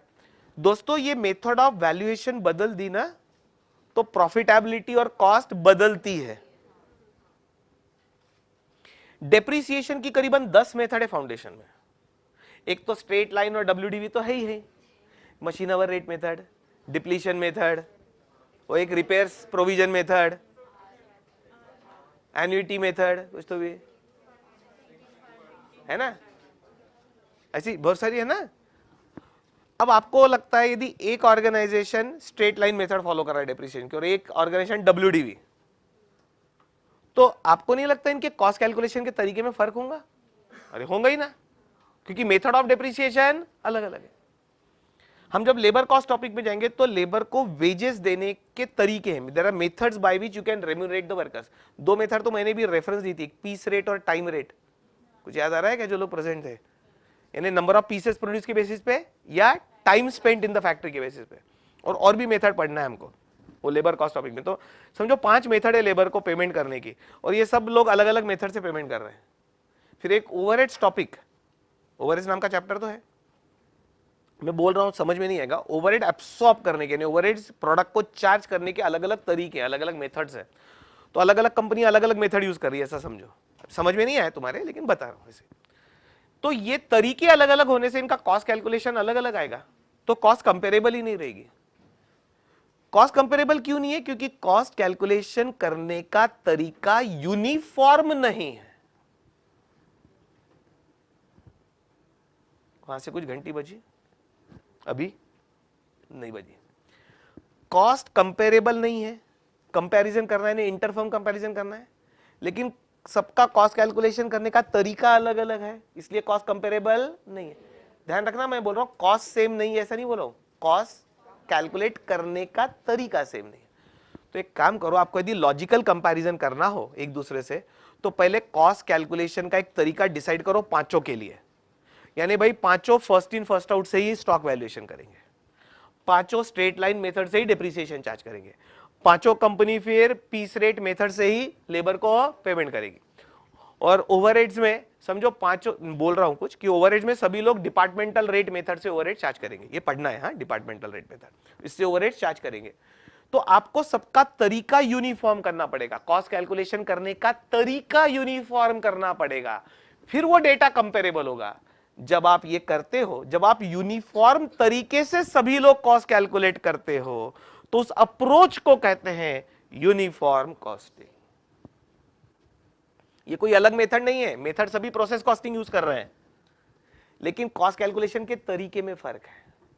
तो आपको वो तरीके को यूनिफॉर्म लाना पड़ेगा। यानी पांचों कंपनी के जो हेड्स हैं उनको बैठना पड़ेगा और एक कॉमन मिनिमम प्रोग्राम डिसाइड करना पड़ेगा। जैसे पॉलिटिकल पार्टीज करती ना, अलग अलग पार्टीज साथ में आके गवर्नमेंट चला ही रही ना, महाराष्ट्र में भी तो चली रही है ना, तो फिर उनको कॉमन सोचना पड़ता है कि अपने डिफरेंस ऑफ ओपिनियन है, लेकिन साथ में काम करना हो तो कॉमन प्लेटफॉर्म, कॉमन अप्रोच रखना पड़ेगा, जिसको मिनिमम कॉमन मिनिमम प्रोग्राम बोलते हैं पॉलिटिकल पार्टी में। बस वही है कॉस्टिंग में, कि हम पांचों का तरीका पहले एक जैसा करो, जो डिफरेंस है वो हटाओ और फिर कॉस्ट कैलकुलेट करो। So when you follow a uniform approach of calculation of cost, then you are said to be following uniform costing.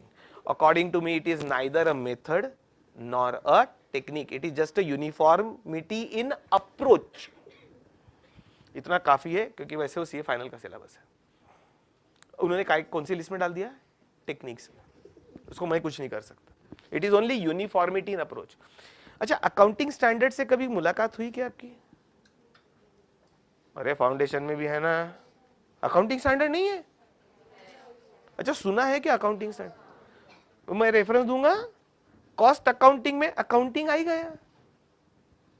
हाँ, ये एक बात और बताना भूल गया था दोस्तों, ये जो हम सब्जेक्ट पढ़ रहे हैं ना, इसमें मैंने बोला था इंग्लिश और मैथमेटिक्स तो लगता ही है, और एक अजम्पशन है जो मैंने आपको लिख के नहीं दिया, अकाउंटिंग है उसमें सब्जेक्ट के, यानी अकाउंटिंग लगेगा मुझे, डेबिट क्रेडिट। यदि आपने इसको भी रख के आए होंगे ऊपर मचान पे कि फाउंडेशन पास हो गया, अपने क्या करना है कॉस्टिंग का, उससे क्या लेना है? Cost accounting is a branch of accounting, accounting तो लगेगा। ये मैंने अजम्पशन किया, इसलिए बताने की जरूरत नहीं थी, तो सबको आता है। एनीवे, अकाउंटिंग स्टैंडर्ड्स लाने का पर्पस बता देता हूं, नहीं तो अभी तो अकाउंट से पढ़ना ही आपको अकाउंटिंग स्टैंडर्ड।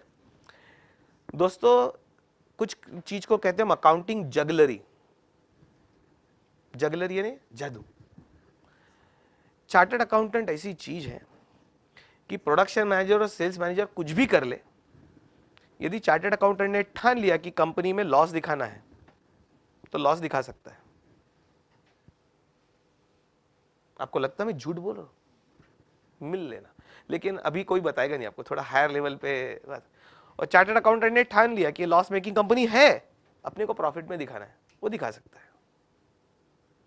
झूठ नहीं बोल रहा हूं दोस्तों, ये रियल लाइफ में होता है, रियल लाइफ में होता है। इसको हम कहते हैं अकाउंटिंग जगलरी, यानी कुछ चीजों की अकाउंटिंग ट्रीटमेंट बदलने से। अच्छा, एक सिंपल बात बता देता हूं, अब भी समझ लेंगे आप। कोई बहुत बड़ा कैपिटल एक्सपेंडिचर किया आपने, क्या किया है? Capital expenditure. कैपिटल और रेवेन्यू एक्सपेंडिचर समझते हैं आप? कैपिटल एक्सपेंडिचर किया है जिसका बेनिफिट आगे 5-10 साल मिलने वाला है, तो उसको अमोर्टाइज करना पड़ेगा थोड़ा थोड़ा। आपको कंपनी को लॉस में लाना है ना, पूरा डेबिट मार दो पीएनएल को इसी साल। हाँ, क्या होगा? अरे कैपिटल एक्सपेंडिचर को क्या ट्रीट करो? Revenue expenditure. लॉस नहीं होगा? अरे हो गई ना, तो करा दिखा सकते हैं ना। और खर्चा चार्ज ही नहीं करना। अरे ये चक्कर में वो एनरॉन नाम की कंपनी थी, कुछ पता है क्या? पावर जनरेशन की, यूएस की, वो डूब गई ना। उन्होंने जो खर्चे थे ना, रेवेन्यू एक्सपेंडिचर, उसको कैपिटलाइज करते चले गए वो, यानी बुक्स में नहीं दिखाया, एक्यूमुलेट करते चले गए, और असेट साइड दिखा रहे थे वो। शायद असेट साइड जो भी आइटम रहता है उसको डेबिट बैलेंस रहता है, और खर्चे को भी बैलेंस डेबिट रहता है। खर्चे को पीएनएल में मत चार्ज करो, उसको एक्यूमुलेट करके उसको बताओ इसका फ्यूचर में बेनिफिट मिलने वाला है, ऐसा अज्यूम करो, और असेट साइड दिखाते जाओ।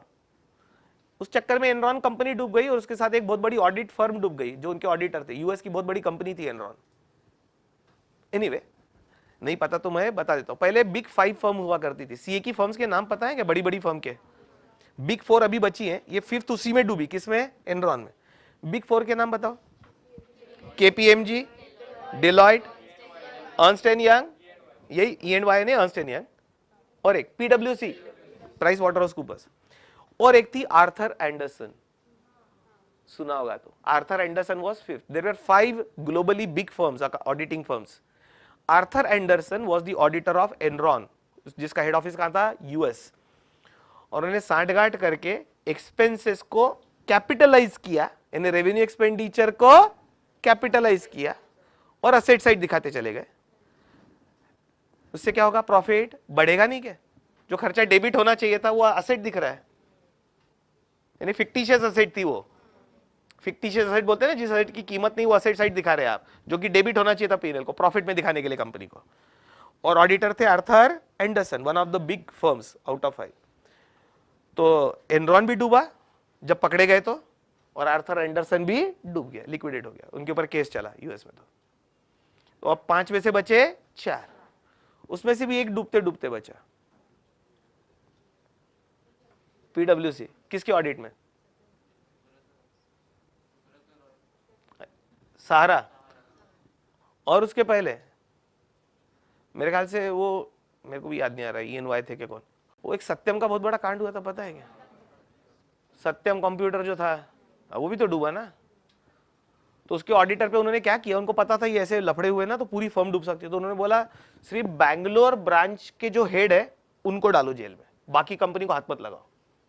शायद वो EY थे या PwC थे कोई, तो मुझे भी याद नहीं आ रहा, गूगल पे बाद में मिल जाएगा। ये 4 में से एक, वो भी डूबते डूबते बचे। उन्होंने क्या किया, वो जैसे ही पकड़े गए ना, ऑडिट फर्म ने बोला भैया सिर्फ एक ब्रांच जिसने ऑडिट किया, जिन्होंने साइन किया, वो चार्टर्ड अकाउंटेंट जेल में जिन्होंने साइन किया था ऑडिट रिपोर्ट, बोले इनको डालो, पूरी फर्म को काय को पकड़ रहे तुम, जिन्होंने किया उनको ही पकड़ो, नहीं तो वो भी डूबती थी। ये सब क्या है? ये काय के एग्जांपल है? Accounting jugglery.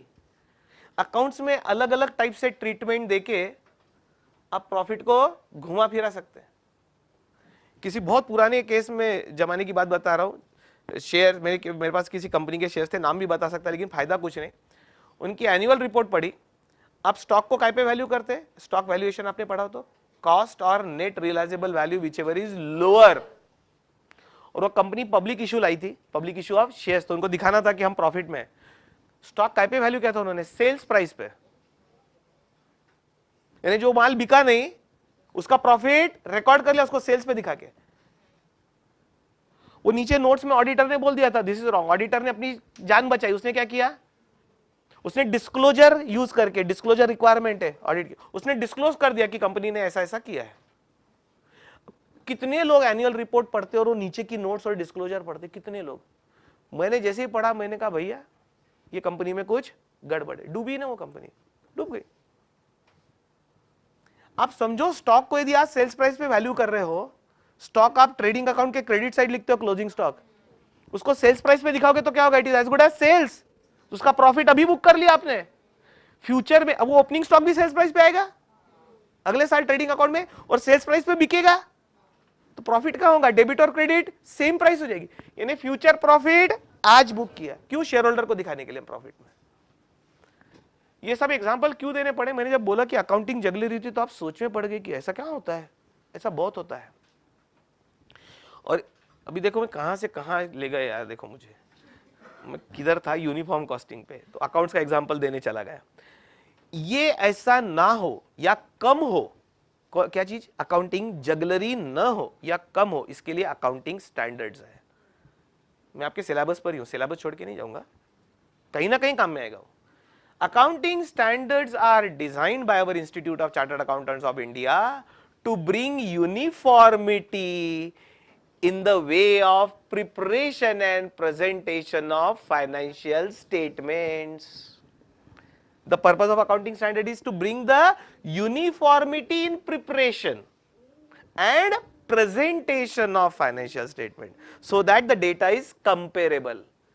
ये जो accounting standard ने किया वही पर्पस यदि कॉस्टिंग में अचीव करना हो तो you have to use uniform costing which is just a uniform approach of calculation of cost. ये जरूरत से ज्यादा डिस्कशन हो गया जो किसी किताब में नहीं मिलेगा, आपको ढूंढ लेना। ओवर, हाँ, और ये मैटर भी खत्म, इसके आगे है भी नहीं है। क्यों डिस्कस किया? इंस्टीट्यूट। हिस्टोरिकल कॉस्टिंग, ये one of the fundamental accounting assumption है that we do the recording in the books of accounts at historical cost. आपने लैंड यदि 2 करोड़ में खरीदी है तो बुक्स में 2 करोड़ में ही लेते हैं, चाहे आज उसकी मार्केट वैल्यू 10 करोड़ हो, बुक्स में आप हिस्टोरिकल कॉस्ट पर ही दिखाते हैं। अरे उसको हिस्टोरिकल कॉस्ट अकाउंटिंग जो बोलते हैं ना, वही हिस्टोरिकल कॉस्टिंग है कि you have to record the data at historical cost. अभी कोई टेक्निक हुई क्या दोस्तों, क्या है, कुछ भी, दैट इज हिस्टोरिकल कॉस्टिंग। तो हिस्टोरिकल डेटा ही रहता अपने पास, अकाउंटिंग में भी use historical data only. Anyway, institute absorption costing, right. Brief में बताता हूं क्योंकि एब्सॉर्प्शन कॉस्टिंग हम डिटेल में पढ़ने वाले हैं along with marginal costing. Brief में भी, यानी आप इंटेलिजेंट बच्चे हो, ब्रीफ में समझाऊंगा कि समझ लो थोड़ा सा तो मजा नहीं आएगा तुमको, ठीक है। थोड़ा सा ज्यादा डिटेल में बताता हूं और बाकी हम इधर पढ़ने वाले, कहां, ये एब्सॉर्प्शन कॉस्टिंग को मार्जिनल के साथ पढ़ेंगे। Actually marginal costing versus absorption costing ऐसा पढ़ना है हमको। In this chapter marginal costing we have to study how we can prepare a cost sheet और how we can calculate cost using marginal costing approach and absorption costing approach. उसमें कुछ variation है, actually it's again a difference in the approach of calculation of cost. Brief में यदि समझाना हो, brief में और डिटेल में, तब कॉस्ट का और एक क्लासिफिकेशन है जो हमने एलिमेंट वाइज क्लासिफिकेशन किया था ना, मटेरियल, लेबर और एक्सपेंसेस। इसके अलावा और एक क्लासिफिकेशन ऑफ कॉस्ट होता है मार्जिनल कॉस्टिंग के लिए, और वो है, सभी कॉस्ट को हम बांटते हैं दो पार्ट में, वेरिएबल कॉस्ट और फिक्स्ड कॉस्ट। एनीवे, ये डिस्कशन में आने वाला था, इसी में, यही चैप्टर में, बेसिक कॉन्सेप्ट्स में, तो ये डिस्कस कर ही लेता हूं जब आने वाला था। तो cost can also be classified into variable and fixed category. ये अलग टाइप का क्लासिफिकेशन है सेम कॉस्ट का। हाँ, जो मटेरियल, लेबर, ओवरहेड्स पढ़े ना, उसी का दूसरा टाइप का क्लासिफिकेशन इज, आप हर कॉस्ट को ऐसे सोचो कि वो वेरिएबल है या फिक्स्ड। यानी क्या सोचो, variable cost is one which varies, varies means which changes depending upon production. यानी प्रोडक्शन ज्यादा तो खर्चा ज्यादा, प्रोडक्शन कम तो खर्चा कम। वेरिएबल वर्ड के अंदर ही मीनिंग है दोस्तों, इंग्लिश इसलिए थोड़ा बेसिक इंग्लिश लगता है बोला। वेरिएबल है जो वेरी होता है, प्रोडक्शन के हिसाब से कम ज्यादा होती है जो कॉस्ट, उसको हम बुलाते हैं वेरिएबल कॉस्ट। फिक्स्ड कॉस्ट, वो कॉस्ट चेंज होती नहीं, यानी प्रोडक्शन कम करो, ज्यादा करो, मत करो, वो खर्चा लगने वाला है, उतना ही लगने वाला है, यानी वो खर्चा क्या हो गया, फिक्स्ड। अब आप सोच में पड़ गए होंगे कि ऐसा कौन कौन सी कॉस्ट हो सकती है। बहुत सिंपल है दोस्तों, वेरी गुड, आप ही बोल रहे हो। कौन सा, रेंट को इधर डालू के इधर, फिक्स्ड। अभी ऐसे क्लासरूम मैंने किराए पे ले लिया साल भर के लिए on a rent of ₹2 lakh per month, तो और 1 साल का एग्रीमेंट कर लिया, तो मुझे 1 साल का पैसा कितना देना है, 24 लाख ना, 2 लाख पर मंथ, और 1 साल का एग्रीमेंट है, तो 24 लाख तो देना ही देना है। अब मैं इसमें कितनी भी बैचेस पढ़ाऊं और कितने भी स्टूडेंट्स पढ़ाऊं, तो खर्चा क्या हो गया, फिक्स्ड। इस खर्चे को हम बोलते हैं फिक्स्ड कॉस्ट। चलो फिक्स्ड कॉस्ट के और एग्जांपल दो। बहुत अच्छा एग्जांपल दिया आपने, रेंट। रेंट तो एकदम बढ़िया एग्जांपल है। खर्चे की बात कर रहा हूं, आपको क्या बोलना है, खर्चे का नाम बोलो। Is change in production technique is a cost? Depreciation. Depreciation when it is charged on straight line and WDV basis, और वो दो पॉपुलर ज्यादा मेथड है। उसमें आप कितने यूनिट्स प्रोड्यूस किए इसके हिसाब से मशीन का डेप्रिसिएशन चार्ज करते क्या? नहीं, आप क्या देखते फिर, समझो डब्ल्यूडीवी का रेट है 25% ऑन डब्ल्यूडीवी बेसिस, तो जो ओपनिंग रिटर्न डाउन वैल्यू है उसका इंटू 25% चार्ज कर दिया डेप्रिसिएशन। ऐसे किया ना, क्या प्रोडक्शन मैनेजर को पूछा कितने यूनिट बनाए तो चार्ज करो? नहीं, डब्ल्यूडीवी और स्ट्रेट लाइन दोनों में हम डेप्रिसिएशन फिक्स्ड अमाउंट चार्ज करते हैं 1 साल के, इररिस्पेक्टिव ऑफ प्रोडक्शन, तो वो भी कहां गया, fixed cost. Staff salary and wages if it is paid on time basis, यानी मंथली सैलरी वगैरह जो दी जाती है, चार्टर्ड अकाउंटेंट को जो मिलेगा कि भाई तेरी सैलरी 1 लाख रुपया महीना, राइट। आप जब सीए पास होंगे तो इसके आसपास आपको मिलनी चाहिए, आप जब सीए पास होंगे बोला मैंने। हाँ, अभी उस बात को कम से कम 3-4 साल है, तो तब तक 1 lakh rupees per month basic salary पे पहुंच जाएंगे। तो 1 लाख पर मंथ ये सीए की सैलरी, यानी 12 लाख पर एनम। तो कंपनी के लिए तो ये फिक्स कॉस्ट हो गई, चाहे कंपनी में काम हो, कम हो, ज्यादा हो, कंपनी प्रॉफिट में हो, नुकसान में हो। हाँ, ये बात अलग है, आपके जाने के बाद कंपनी प्रॉफिट में आ जाएगी, और इतना पढ़ के जाएंगे आप, और मेरी भी इच्छा वही है। ये सिर्फ मार्क्स स्कोर करने के लिए नहीं पढ़ना है, है ना, इसके लिए तो पढ़ना ही है, पास होने के लिए तो पहले पढ़ना ही है, लेकिन ये सब नॉलेज बिजनेस से रिलेटेड है दोस्तों, ये आपके ध्यान में तो आ ही गया होगा। I am talking daily about business activity. इस नॉलेज को एक्चुअली यूज करके you can convert a loss making company also into a profit making company. It is possible and people have done, क्योंकि ये सब चीजें आपको बताई, डिसीजन मेकिंग सिखाएगी, कॉस्ट कंट्रोल सिखाएगी, कहां पैसा वेस्ट हो रहा है, कहां कंट्रोल लूज है, प्लानिंग करना सिखाएगी आपको, कॉस्ट कैलकुलेट करना सिखाएगी। ये सब चीजों से पता चलेगा कि कहां गलती हो रही है, लॉस हो रहा है ना, कुछ तो गलती हो रही होगी ना बिजनेस में, तो उसको करेक्ट करो, थोड़ा एफिशिएंटली बिजनेस करो, अच्छे तरीके से करो, तो business can turn into a profit. और आज आप सीए करके ज्वाइन हुए थे, tomorrow you will become CEO. CEO पता है, चीफ एग्जीक्यूटिव ऑफिसर। इंडिया में जो हम मैनेजिंग डायरेक्टर बोलते हैं ना, उसको यूएस में सीईओ बोलते हैं, chief executive officer. 10 years down the line after joining that company you became CEO। फिर वो जो ऑर्गेनाइजेशन है जिसकी बहुत सारी कंपनीज है, तो you become group head, you are shifted to Europe, you were handling only India till that time, but that group has got business spread all across the world, so you became group CEO, managing the operations throughout the country। Kamala Harris पहुंची तो गई ना वहां तक, एक step नीचे पहुंची ना कमला हैरिस, कंपनी की सीईओ नहीं है but vice president of US, तो कोई कम बात है। तो आप क्यों नहीं, प्रोवाइडेड ये नॉलेज को सिर्फ यहीं बुक में रहने दिया, पास हो गए ना, जैसे बीकॉम पास हो गए ना, चाहे 30 क्वेश्चन पढ़ के पास हुए, सीखा क्या, अपने क्या करना है। बीकॉम वाले से पूछना क्लोजिंग स्टॉक की जर्नल एंट्री, क्लोजिंग स्टॉक की जर्नल एंट्री, कौन बेवकूफ ने बोला। फिर क्या करते तुम क्लोजिंग स्टॉक, एक इधर लिखते एक उधर लिखते, बस एक ट्रेडिंग अकाउंट में लिखते इस साइड और एक बैलेंस शीट में लिखते इस साइड, बस खत्म, उस और पास भी होते। बाकी समझ के करना क्या है, अकाउंटिंग स्टैंडर्ड 2 पता है क्या, स्टॉक वैल्यूएशन करना क्या है, वो दिया जाता है, ट्रायल बैलेंस के नीचे क्लोजिंग स्टॉक लिखा रहता है, वो इधर लिखते और इधर लिखते, बस। ये पढ़ने का तरीका रहा तो बीकॉम ही कर सकते आप, इसके अलावा कुछ नहीं कर सकते लाइफ में।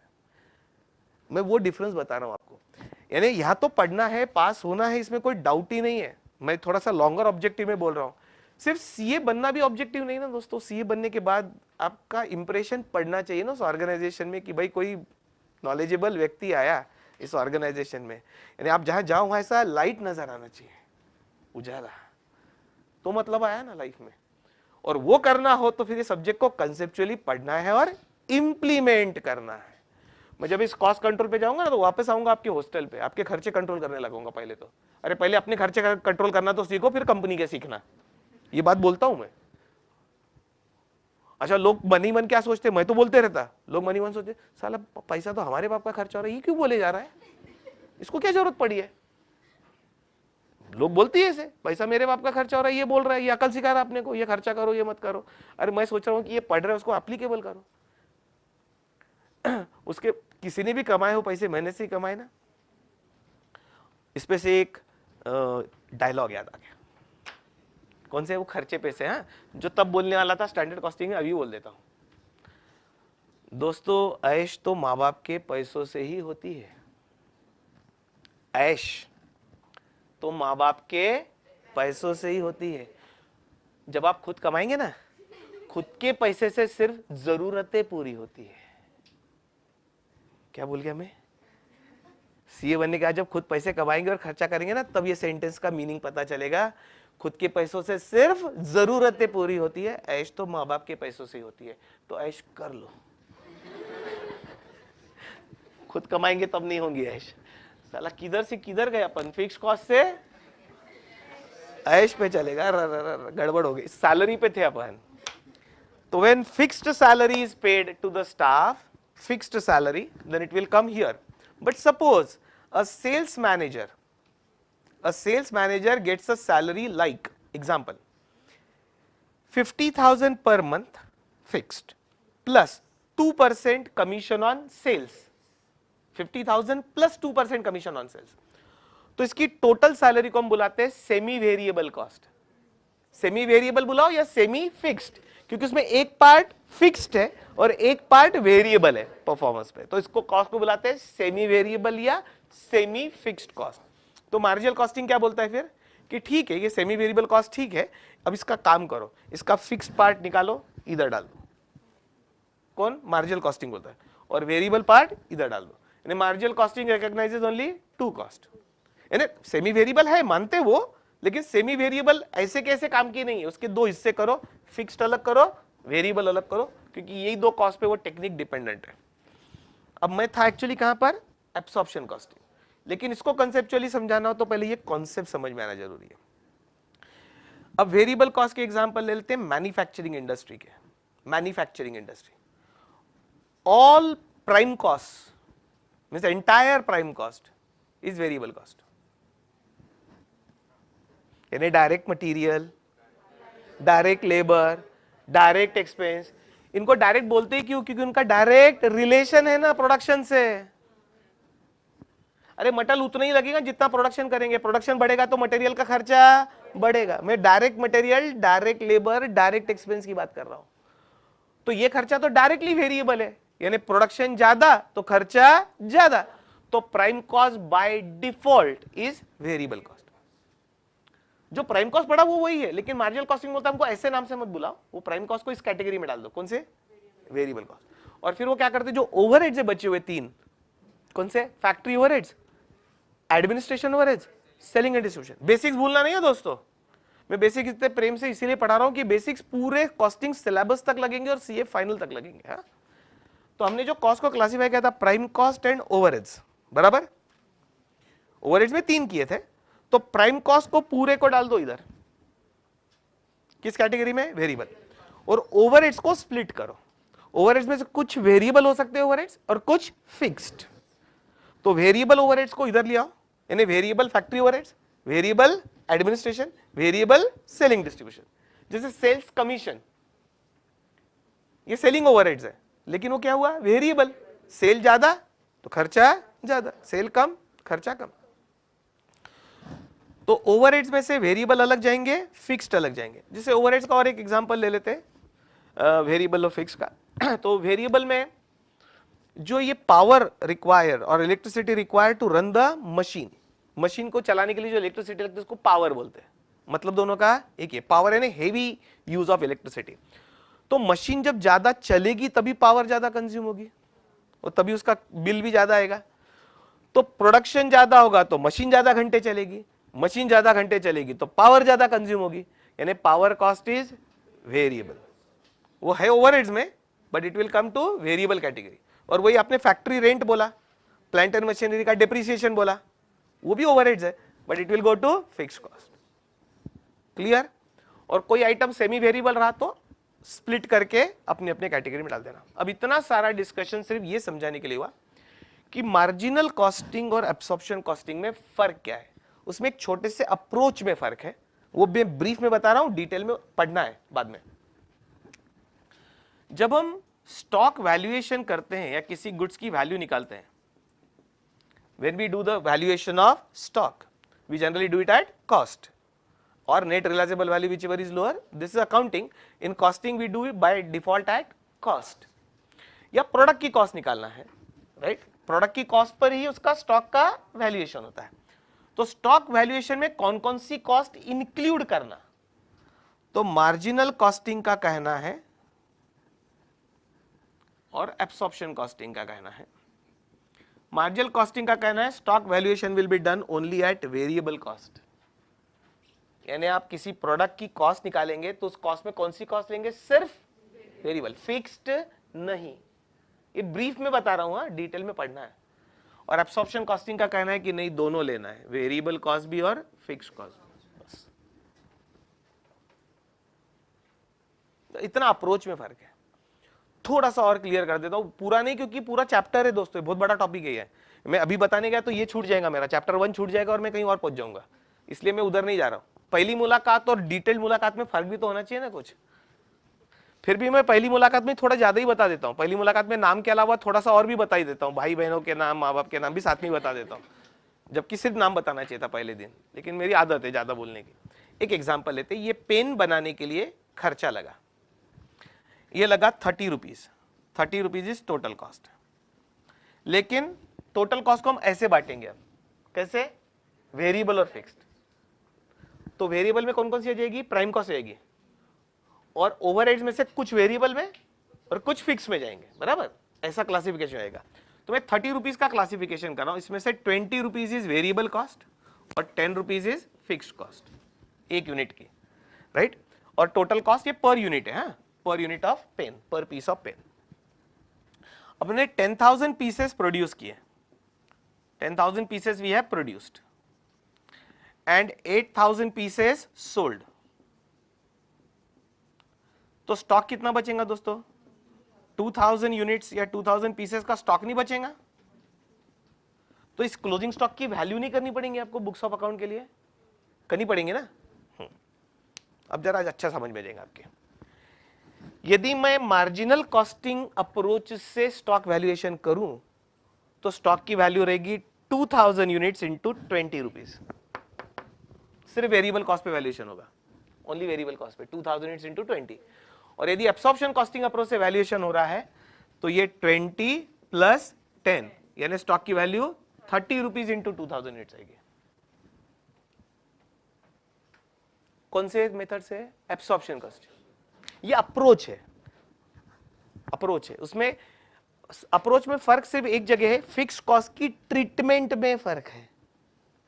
फिक्स कॉस्ट को यहां पर एक्सक्लूड किया है, यहां पर इंक्लूड किया है। एब्सॉर्प्शन कॉस्टिंग में प्रोडक्ट वैल्यूएशन में इंक्लूड करते, स्टॉक वैल्यूएशन में, मार्जिनल कॉस्टिंग में एक्सक्लूड करते, बस इतना फर्क है कॉस्ट कैलकुलेशन के अप्रोच में। अभी थोड़ी देर पहले मैं बोल रहा था ना यूनिफॉर्म कॉस्टिंग। अब एक कंपनी मार्जिनल कॉस्टिंग से स्टॉक वैल्यूएशन करेगी तो वैल्यूएशन अलग आएगा, दूसरी एब्सॉर्प्शन कॉस्टिंग से करेगी तो वैल्यूएशन अलग आएगा। और आपको पता है क्लोजिंग स्टॉक की वैल्यू यदि बढ़ती है तो प्रॉफिट बढ़ता है क्या कम होता है, पक्का। मैं अकाउंटिंग चेक करते रहूंगा बीच बीच में, कॉस्ट अकाउंटिंग में का अकाउंटिंग आपने संभालना है, कॉस्टिंग में संभालूंगा। क्लोजिंग स्टॉक की वैल्यू बढ़ने से प्रॉफिट बढ़ता है, हाँ सच, सच। अरे आप क्रेडिट साइड लिखते हैं ना क्लोजिंग स्टॉक को, क्रेडिट साइड बढ़ेगी तो प्रॉफिट बढ़ेगा। ये मैंने कंफर्म इसलिए किया, ये सब चीजें लगने वाली है। और मैंने देखा कभी कोई लोग बोलते सर क्या फर्क पड़ता, तो मैंने कहा भैया या तो मैं रिटायरमेंट ले लेता या तू कोर्स छोड़ दे। तो क्लोजिंग स्टॉक की बेसिक चीज को इमेजिन नहीं कर पाएगा कि उसके प्रॉफिट पे क्या फर्क पड़ेगा, तो तू गलती से आया इधर। एनीवे, तो स्टॉक वैल्यूएशन पे फर्क पड़ता है, प्रॉफिट पे फर्क पड़ता है, डोंट वरी। हम इस चैप्टर में मार्जिनल कॉस्टिंग में एक सब टॉपिक है जहां पर कॉस्ट शीट बनाएंगे इस अप्रोच से भी और कॉस्ट शीट बनाएंगे इस अप्रोच से भी, दोनों के प्रॉफिट में फर्क आएगा और उस फर्क का रिकंसिलिएशन भी करेंगे, डोंट वरी। ये सब सिलेबस में है, आपको अभी इसलिए बता दिया कि इतना ही नहीं है। ये क्या समझाने के लिए था, एब्सॉर्प्शन कॉस्टिंग। इंस्टीट्यूट ने इसको काय में लिखा है, techniques. Again it's a different approach, approach of valuation of stock has changed due to change in the treatment of fixed cost, that's all is absorption costing, but that is written here। तो ठीक है, ये तीन तो पक्का है, इस पे ये यूनिफॉर्मिटी है। मेरे भी ओपिनियन में ये तीन टेक्निक है, इंस्टीट्यूट के ओपिनियन में भी ये तीन टेक्निक है, लेकिन इंस्टीट्यूट के ओपिनियन में तीन और है, तो 6 टेक्निक है लिखने के लिए, right. Uniform costing is again a uniform approach, absorption costing is also a approach about a treatment of cost, and historical costing is we record the data at historical cost, which is a fact, which is one of the accounting assumptions also I think, but anyway that is written under the head techniques। अभी मैं क्या कर रहा है, ज्यादा institute से ऐसा पंगा नहीं ले रहा है, आपकी कॉस्ट में नहीं ले रहा। पहले मैं बोलता ही नहीं था, मैं है ही नहीं टेक्निक, यही तीन है। अब इस चक्कर में क्या हो रहा है, मेरे ऐसा बोलने से आप ये तीन ही नाम लिख के आएंगे आंसर में, और वो एग्जामिनर 6 ढूंढ रहा है, उसको ये 3 नाम कम मिले, मार्क्स कम हो जाएंगे। तो मैंने सोचा मेरी जिद की वजह से आपका नुकसान न हो, तो मैं भी मिडल अप्रोच ले लिया मैंने। मैं इंस्टीट्यूट ने की बात भी आप तक पहुंचाऊंगा, प्लस मेरा ओपिनियन भी दूंगा। और शायद इसलिए मैंने आपको बोला था कि मेरे वेबसाइट पे जब मैं सजेस्टेड आंसर या कुछ चीज डालता हूं और मेरा और इंस्टीट्यूट के ओपिनियन में डिफरेंस है, तो मैं नोट लिख देता हूं कि इंस्टीट्यूट ने ऐसा किया है, मेरा ओपिनियन ऐसा है। मैंने लिखना चालू कर दिया कि आपका नुकसान न हो। लेकिन मार्क्स मिलाने के लिए इंस्टीट्यूट के रास्ते से जाओ, कॉन्सेप्ट समझने के लिए मेरे रास्ते से चलो। ये हो गया टेक्निक्स ऑफ कॉस्टिंग। बेटा पक्का पढ़ाऊंगा।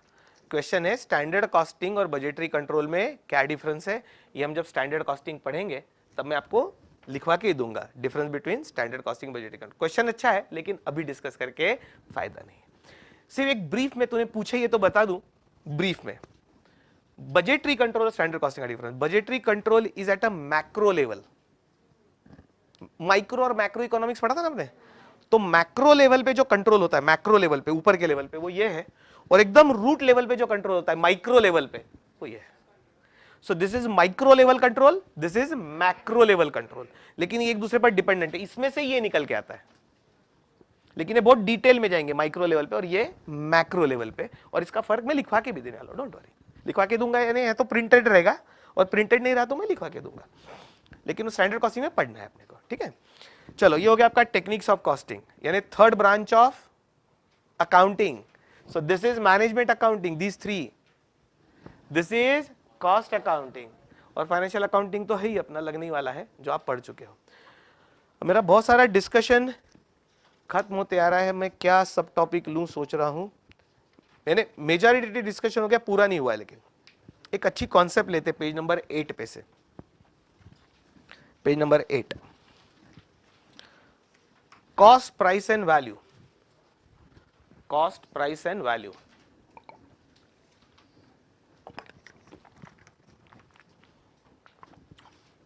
ये कॉन्सेप्ट समझने के लिए तो पढ़ना ही है दोस्तों, लेकिन मैं अभी जो डिस्कस करने जा रहा हूं, cost price and value, difference between the three concepts, on these three concepts entire business activity is dependent. I repeat, on these three concepts entire business is dependent, means every businessman knows these three, because without which he cannot do the business. मैं explain करूंगा, उसके बाद आप मुझे बोल देना कि कौन सा बिजनेस ये तीन कॉन्सेप्ट को छोड़ के चल सकता है। You will yourself agree with me, यानी हर बिजनेस का क्रक्स, यदि ये तीन चीजें नहीं पता तो आप कोई बिजनेस नहीं कर सकते लाइफ में। कॉस्ट, प्राइस एंड वैल्यू, मैं लिख रहा हूं बोर्ड पे, पेज नंबर 8 पे जिनके पास नोट्स है।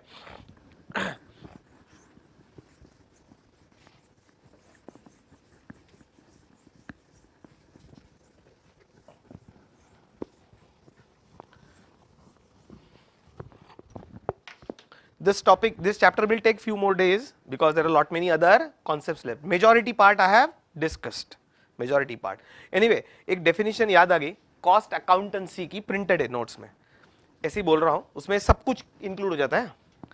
उसकी bookish definition है, cost accountancy is the application of costing, cost accounting principles, methods, techniques to the art, science and practice of cost control and ascertainment of profitability, and it includes presentation of information therefrom for the managerial decision making. Over it. अब क्या करूं, लिखा है उधर, definition है cost accountancy की, कुछ नहीं दोस्तों। अब उसको छोटे छोटे पार्ट में डिवाइड करते तो समझ में आएगा। Cost accountancy is the application of your basic costing principles, methods and technique, यानी सब कुछ आ गया उसमें। बेसिक कॉस्टिंग आ गया, कॉस्ट का क्लासिफिकेशन किया, वो सब आ गया। Basic principles of costing, methods of costing, techniques of costing. For what? For cost control. एक तो कॉस्ट कंट्रोल के लिए ये एक, और ये भी पूरे ऑर्गेनाइजेशन कंट्रोल के लिए। एंड असर्टेनमेंट ऑफ प्रॉफिटेबिलिटी, ऐसा वर्ड है असर्टेनमेंट, यानी कैलकुलेशन ऑफ प्रॉफिट। शायद प्रॉफिट कैलकुलेट करने के लिए पहले क्या कैलकुलेट करनी पड़ेगी? कॉस्ट। सेल्स प्राइस में से कॉस्ट माइनस होगी तभी प्रॉफिट आएगा ना। तो डेफिनेशन में ascertainment of profit, but ascertainment of profit includes ascertainment of cost ना, without which you can not ascertain the profit. तो डेफिनेशन में असर्टेनमेंट ऑफ प्रॉफिट लिखा है, but first you have to ascertain cost. तो ये सब methods काय के लिए? और इसका मतलब ही कॉस्टिंग का क्या है? असर्टेनमेंट ऑफ कॉस्ट की तो तरीके ही है।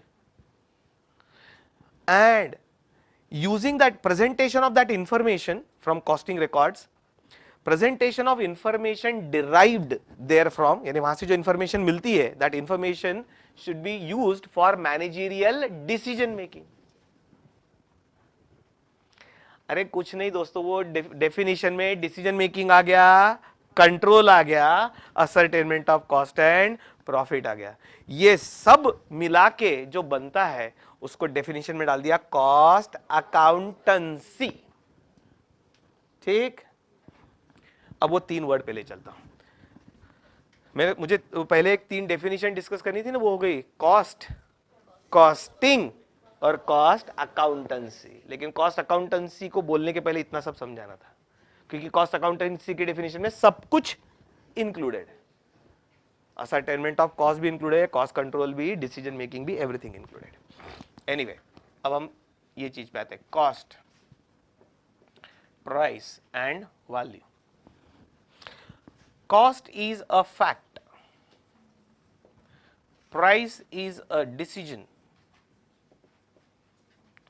and value is an opinion. अच्छा, मैं वहां से वर्ड बाय वर्ड ऐसा पढ़ के सुनाऊं क्या? कॉस्ट इज ऐसा नहीं ना, वो आप पढ़ना है इसका मतलब घर पे रिवीजन के लिए। So instead of going word by word I will explain it in my own style. बाकी बुक की स्टाइल यहाँ है, वो पढ़ लेना, right? So only eight few places जहां पर थियरी समझाना है तो वहां मैं पढ़ के यहाँ से समझा दूंगा। I will read and I will explain. बाकी कॉन्सेप्ट्स मैं एकदम लाइन बाय लाइन यहां से नहीं पढ़ रहा हूं, कॉन्सेप्चुअल समझना है। What is it this? Manufacturer के एंगल से, manufacturer, if I am a manufacturer of, let us say, same again marker pen ही ले लेते हैं। Now using a particular method of costing, suppose I manufacture these pens in batches, so I have to use batch costing. तो एक batch produce की मैंने 1000 pen की, batch की कॉस्ट निकाली, डिवाइडेड बाय 1000 पेन, मुझे कॉस्ट पर पेन मिल गई। The cost per pen is ₹30। तो इट्स अ फैक्ट ना, देख लो ना, ये रिकॉर्ड है, हिस्टोरिकल कॉस्टिंग पर ही बेस्ड रिकॉर्ड है। मैंने मटेरियल खरीदा था, लेबर, ओवरहेड्स, ये खर्चा, ये कैलकुलेशन का तरीका, ये कॉस्ट शीट, इतना खर्चा लगा, उसमें 1000 पेन बने, एक पेन की कॉस्ट 30 आई। तो cost is a fact, can be proved, data है, वाउचर्स है, खर्चे के प्रूफ है। So cost is a fact. अब ये पेन मुझे बेचना है, तो मैं क्या डिसाइड करूंगा? इसकी सेल्स प्राइस। ये प्राइस का मतलब सेल्स प्राइस। तो ये सेल्स प्राइस अपने आप ही कहीं से आ जाएगी क्या? तो डिसाइड कौन करेगा? मैं ही ना, कॉस्ट के बेसिस पे आएगी, ये बात बराबर है, डिसाइड तो मैं करूंगा ना। तो इट्स अ डिसीजन। अरे क्या प्राइस पे बेचना है, ये मेरा डिसीजन है, मेरा डिसीजन है, मुझे 50 रुपए में बेचना है। तुम बोलेंगे 50 रुपए ज्यादा होते, 40 में बेचना हो, तो तुम्हारा डिसीजन है, तुम भी बनाओ ये पेन, बेचो 40 में, मैंने कहा रोका है। कोई बोलेगा नहीं 20 रुपए में बेचना है, 20 रुपीज, कॉस्ट से भी नीचे, मुझे मार्केट तोड़ना है, ठीक है, आपका डिसीजन है। किसी को फ्री में पढ़ाना है, क्यों? अब ये भी सीए पास हो, उसको खड़ा होना है, उसको बताना है पब्लिक को मैं कैसा पढ़ाता हूं, पढ़ा भाई फ्री, वो तेरा डिसीजन है। अरे बराबर बोला कि नहीं? मैं समझाने का तरीका है कि क्या प्राइस पे बेचना, ये आपका बिजनेस डिसीजन है। एक्चुअली इस पर एक चैप्टर है सीए फाइनल में, प्राइसिंग डिसीजन, कि कैसे अलग अलग सिचुएशन में अलग अलग तरीके से ये प्राइस फिक्स करने का डिसीजन लिया जाता है। सबसे कॉमन तरीका है cost plus profit. Cost plus profit is sales price, this is called cost plus pricing. ये भी मेथड का एक नाम है जो सबसे पॉपुलर है, कॉस्ट प्लस प्रॉफिट। तो कॉस्ट प्लस प्रॉफिट से जब आप सेल्स प्राइस डिसाइड करते हो तो उसको हम कहते हैं कॉस्ट प्लस प्राइसिंग डिसीजन। लेकिन ऐसे ये एक नहीं है, ये पॉपुलर तरीका है, लेकिन ऐसे ढेर सारे तरीके, ऐसे ढेर सारे तरीके। कभी कभी लोग लॉस में भी बेचते हैं। अच्छा जाने दो, दूर की बात काय को लेते हैं। जियो, ये जब लॉन्च हुआ था कुछ साल पहले, फुकट में दिया, तो इनको खर्चा नहीं लगता क्या? फिर फुकट में क्यों दिया? ये डिसीजन क्यों लिया फुकट में बेचने का? फ्यूचर के लिए ना। मैंने तभी बोला था लोगों को जिंदगी भर फुकट में नहीं मिलेगा, ध्यान रखना। ये बहुत सोची समझी चाल है उन लोगों की। एक्चुअली चाल क्या थी बताता हूं, क्या लिखा है और क्या समझना। नाम था जियो, लेकिन पर्पस था हम जियो तुम मरो। यानी बाकी कंपनी, बाकी टेलीफोन वाली कंपनी, लिखने के लिए नाम जियो। और प्लानिंग क्या थी, डिसीजन क्या सोच के लिया था? ये तो अब भी आए ना मार्केट में, उनके पहले तो 4-5 एस्टैब्लिश प्लेयर थे, लेकिन उनका था कि हम आ रहे हैं मार्केट में, तो क्या होना चाहिए, तुम सब हटो। वैसे कैसे हटेंगे बोलने से, वो तो एस्टैब्लिश प्लेयर है। बोले ठीक है, हम जियो तुम मरो, फुकट में बेचेंगे हम, 6 महीने साल भर, जब तक तुम मरते नहीं तब तक बचते रहेंगे हम, हमारे पास है उतने पैसे, तुम सब मर जाएंगे फिर अपनी मोनोपोली। ये बिजनेस पॉलिसी है, लोगों क्या कर सकते हैं, याद आया तो बता दिया। तो ये क्या है, अपना अपना डिसीजन है। और अब इंपॉर्टेंट बात, अच्छा ये दो पहले बिजनेस के लिए क्यों इंपॉर्टेंट है? Every business activity is done to earn profit, and profit is the difference between sales price, price का मतलब ही sales price, and cost price यानी कॉस्ट। प्राइस और कॉस्ट, सेल्स प्राइस और कॉस्ट प्राइस का डिफरेंस ही तो प्रॉफिट है जिसके लिए आप बिजनेस कर रहे हो। आपको लगता है कोई बिजनेस ये सोच के चालू करता है कि मुझे तो लॉस करना है? आप क्यों बिजनेस कर रहे हो? मुझे बहुत लॉस करना है। ऐसा कोई करता है क्या? राइट? आप सीए क्यों बन रहे हो? तो पूरे समाज की फुकट में सेवा करना है, फुकट में ऑडिट करना है, फुकट में टैक्सेशन का रिटर्न फाइल करना है। ऐसा है? करते ही नहीं ऐसा कुछ। तो कहने का मतलब हर बिजनेस में डिसीजन ये दो पर ही है, यानी every business runs on profit, want to earn profit, and profit is a difference between these two. So these two are very important concepts for business. मैं जो चीज पे जा रहा हूं वो क्या है कि बिजनेस ये तीन चीज के बगैर नहीं चलता। अब तीसरी चीज जो बहुत इंपॉर्टेंट है, an opinion. Value is the benefit और utility received by a customer. एक बार और, वैल्यू इज द बेनिफिट और utility received by a customer. वो कस्टमर के एंगल से, थोड़ा और इलस्ट्रेट कर देते। आपको भूख लगी और फिर आपने बाहर जाने के बाद, लेक्चर के बाद, किसी स्टॉल से कुछ ब्रेकफास्ट परचेज किया टू सेटिस्फाई योर हंगर। तो आपने वो ब्रेकफास्ट खरीदा, 20 रुपीज दिए और ब्रेकफास्ट लिया और खा लिया। तो आपने 20 रुपीज क्यों दिए? आपने ये प्राइस दी ना उसको, 20 रुपीज प्राइस, उसके लिए सेल्स प्राइस ही थी ना जो आपने उसको पे की। काय के लिए? To satisfy your hunger. तो कुछ मिला आपको, वो जो मिला आपकी हंगर सेटिस्फाई हुई, that is value. Value is that benefit और utility which a customer receives when a customer purchases a product or a service. Whenever a customer purchases a product or service and he pays this price, in return he gets something. His needs are satisfied. That is called value. That is the benefit received by a customer. आप यदि CA नहीं कर रहे होते तो मेरे सामने होते बैठे हुए, वो भी पैसे देके। अच्छा इतना छोड़ो, जो सीए नहीं कर रहा है, बीकॉम कर रहा है, उसको बोलना मेरी सर से बहुत पहचान है, फुकट में बैठाते तेरे को इधर, फिर भी नहीं बैठेगा 2 दिन के बाद।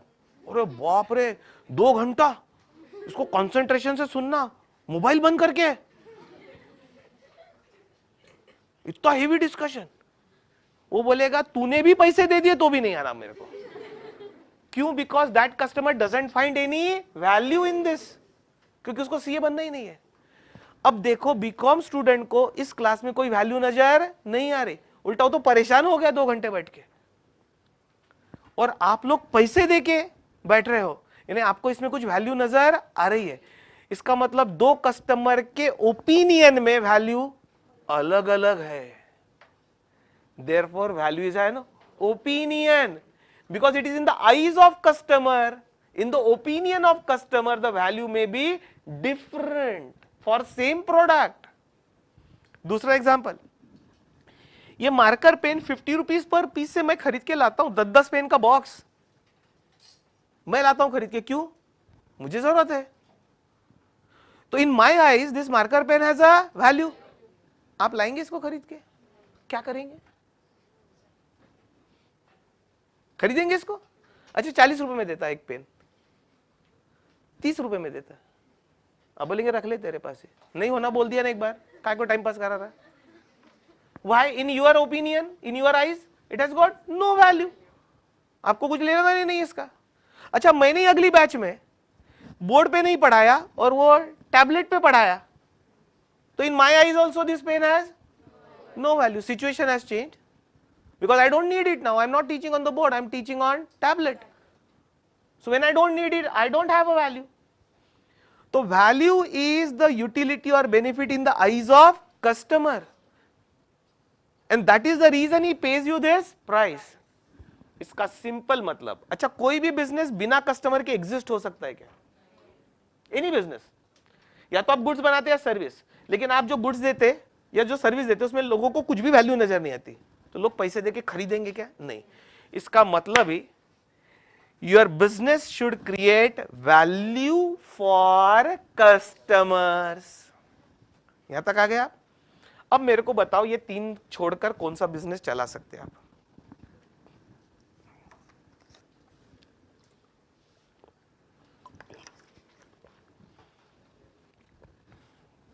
कुछ भी नहीं चलता ना दोस्तों, जब तक वैल्यू देते नहीं कस्टमर को, वो आपको प्राइस देगा नहीं, और ये प्राइस में से ये कॉस्ट रिकवर करने के बाद कुछ बचना चाहिए, तो मेरे को बिजनेस करने में फायदा है, यानी रिकवर होके प्रॉफिट बचना चाहिए। तो 3 के बगैर बिजनेस चलता नहीं। अब इसको ओपिनियन क्यों बोला? जैसे ओपिनियन में change from person to person, जैसे विराट कोहली ने रिटायर होना चाहिए या नहीं, तो सबका ओपिनियन अलग अलग हो सकता है।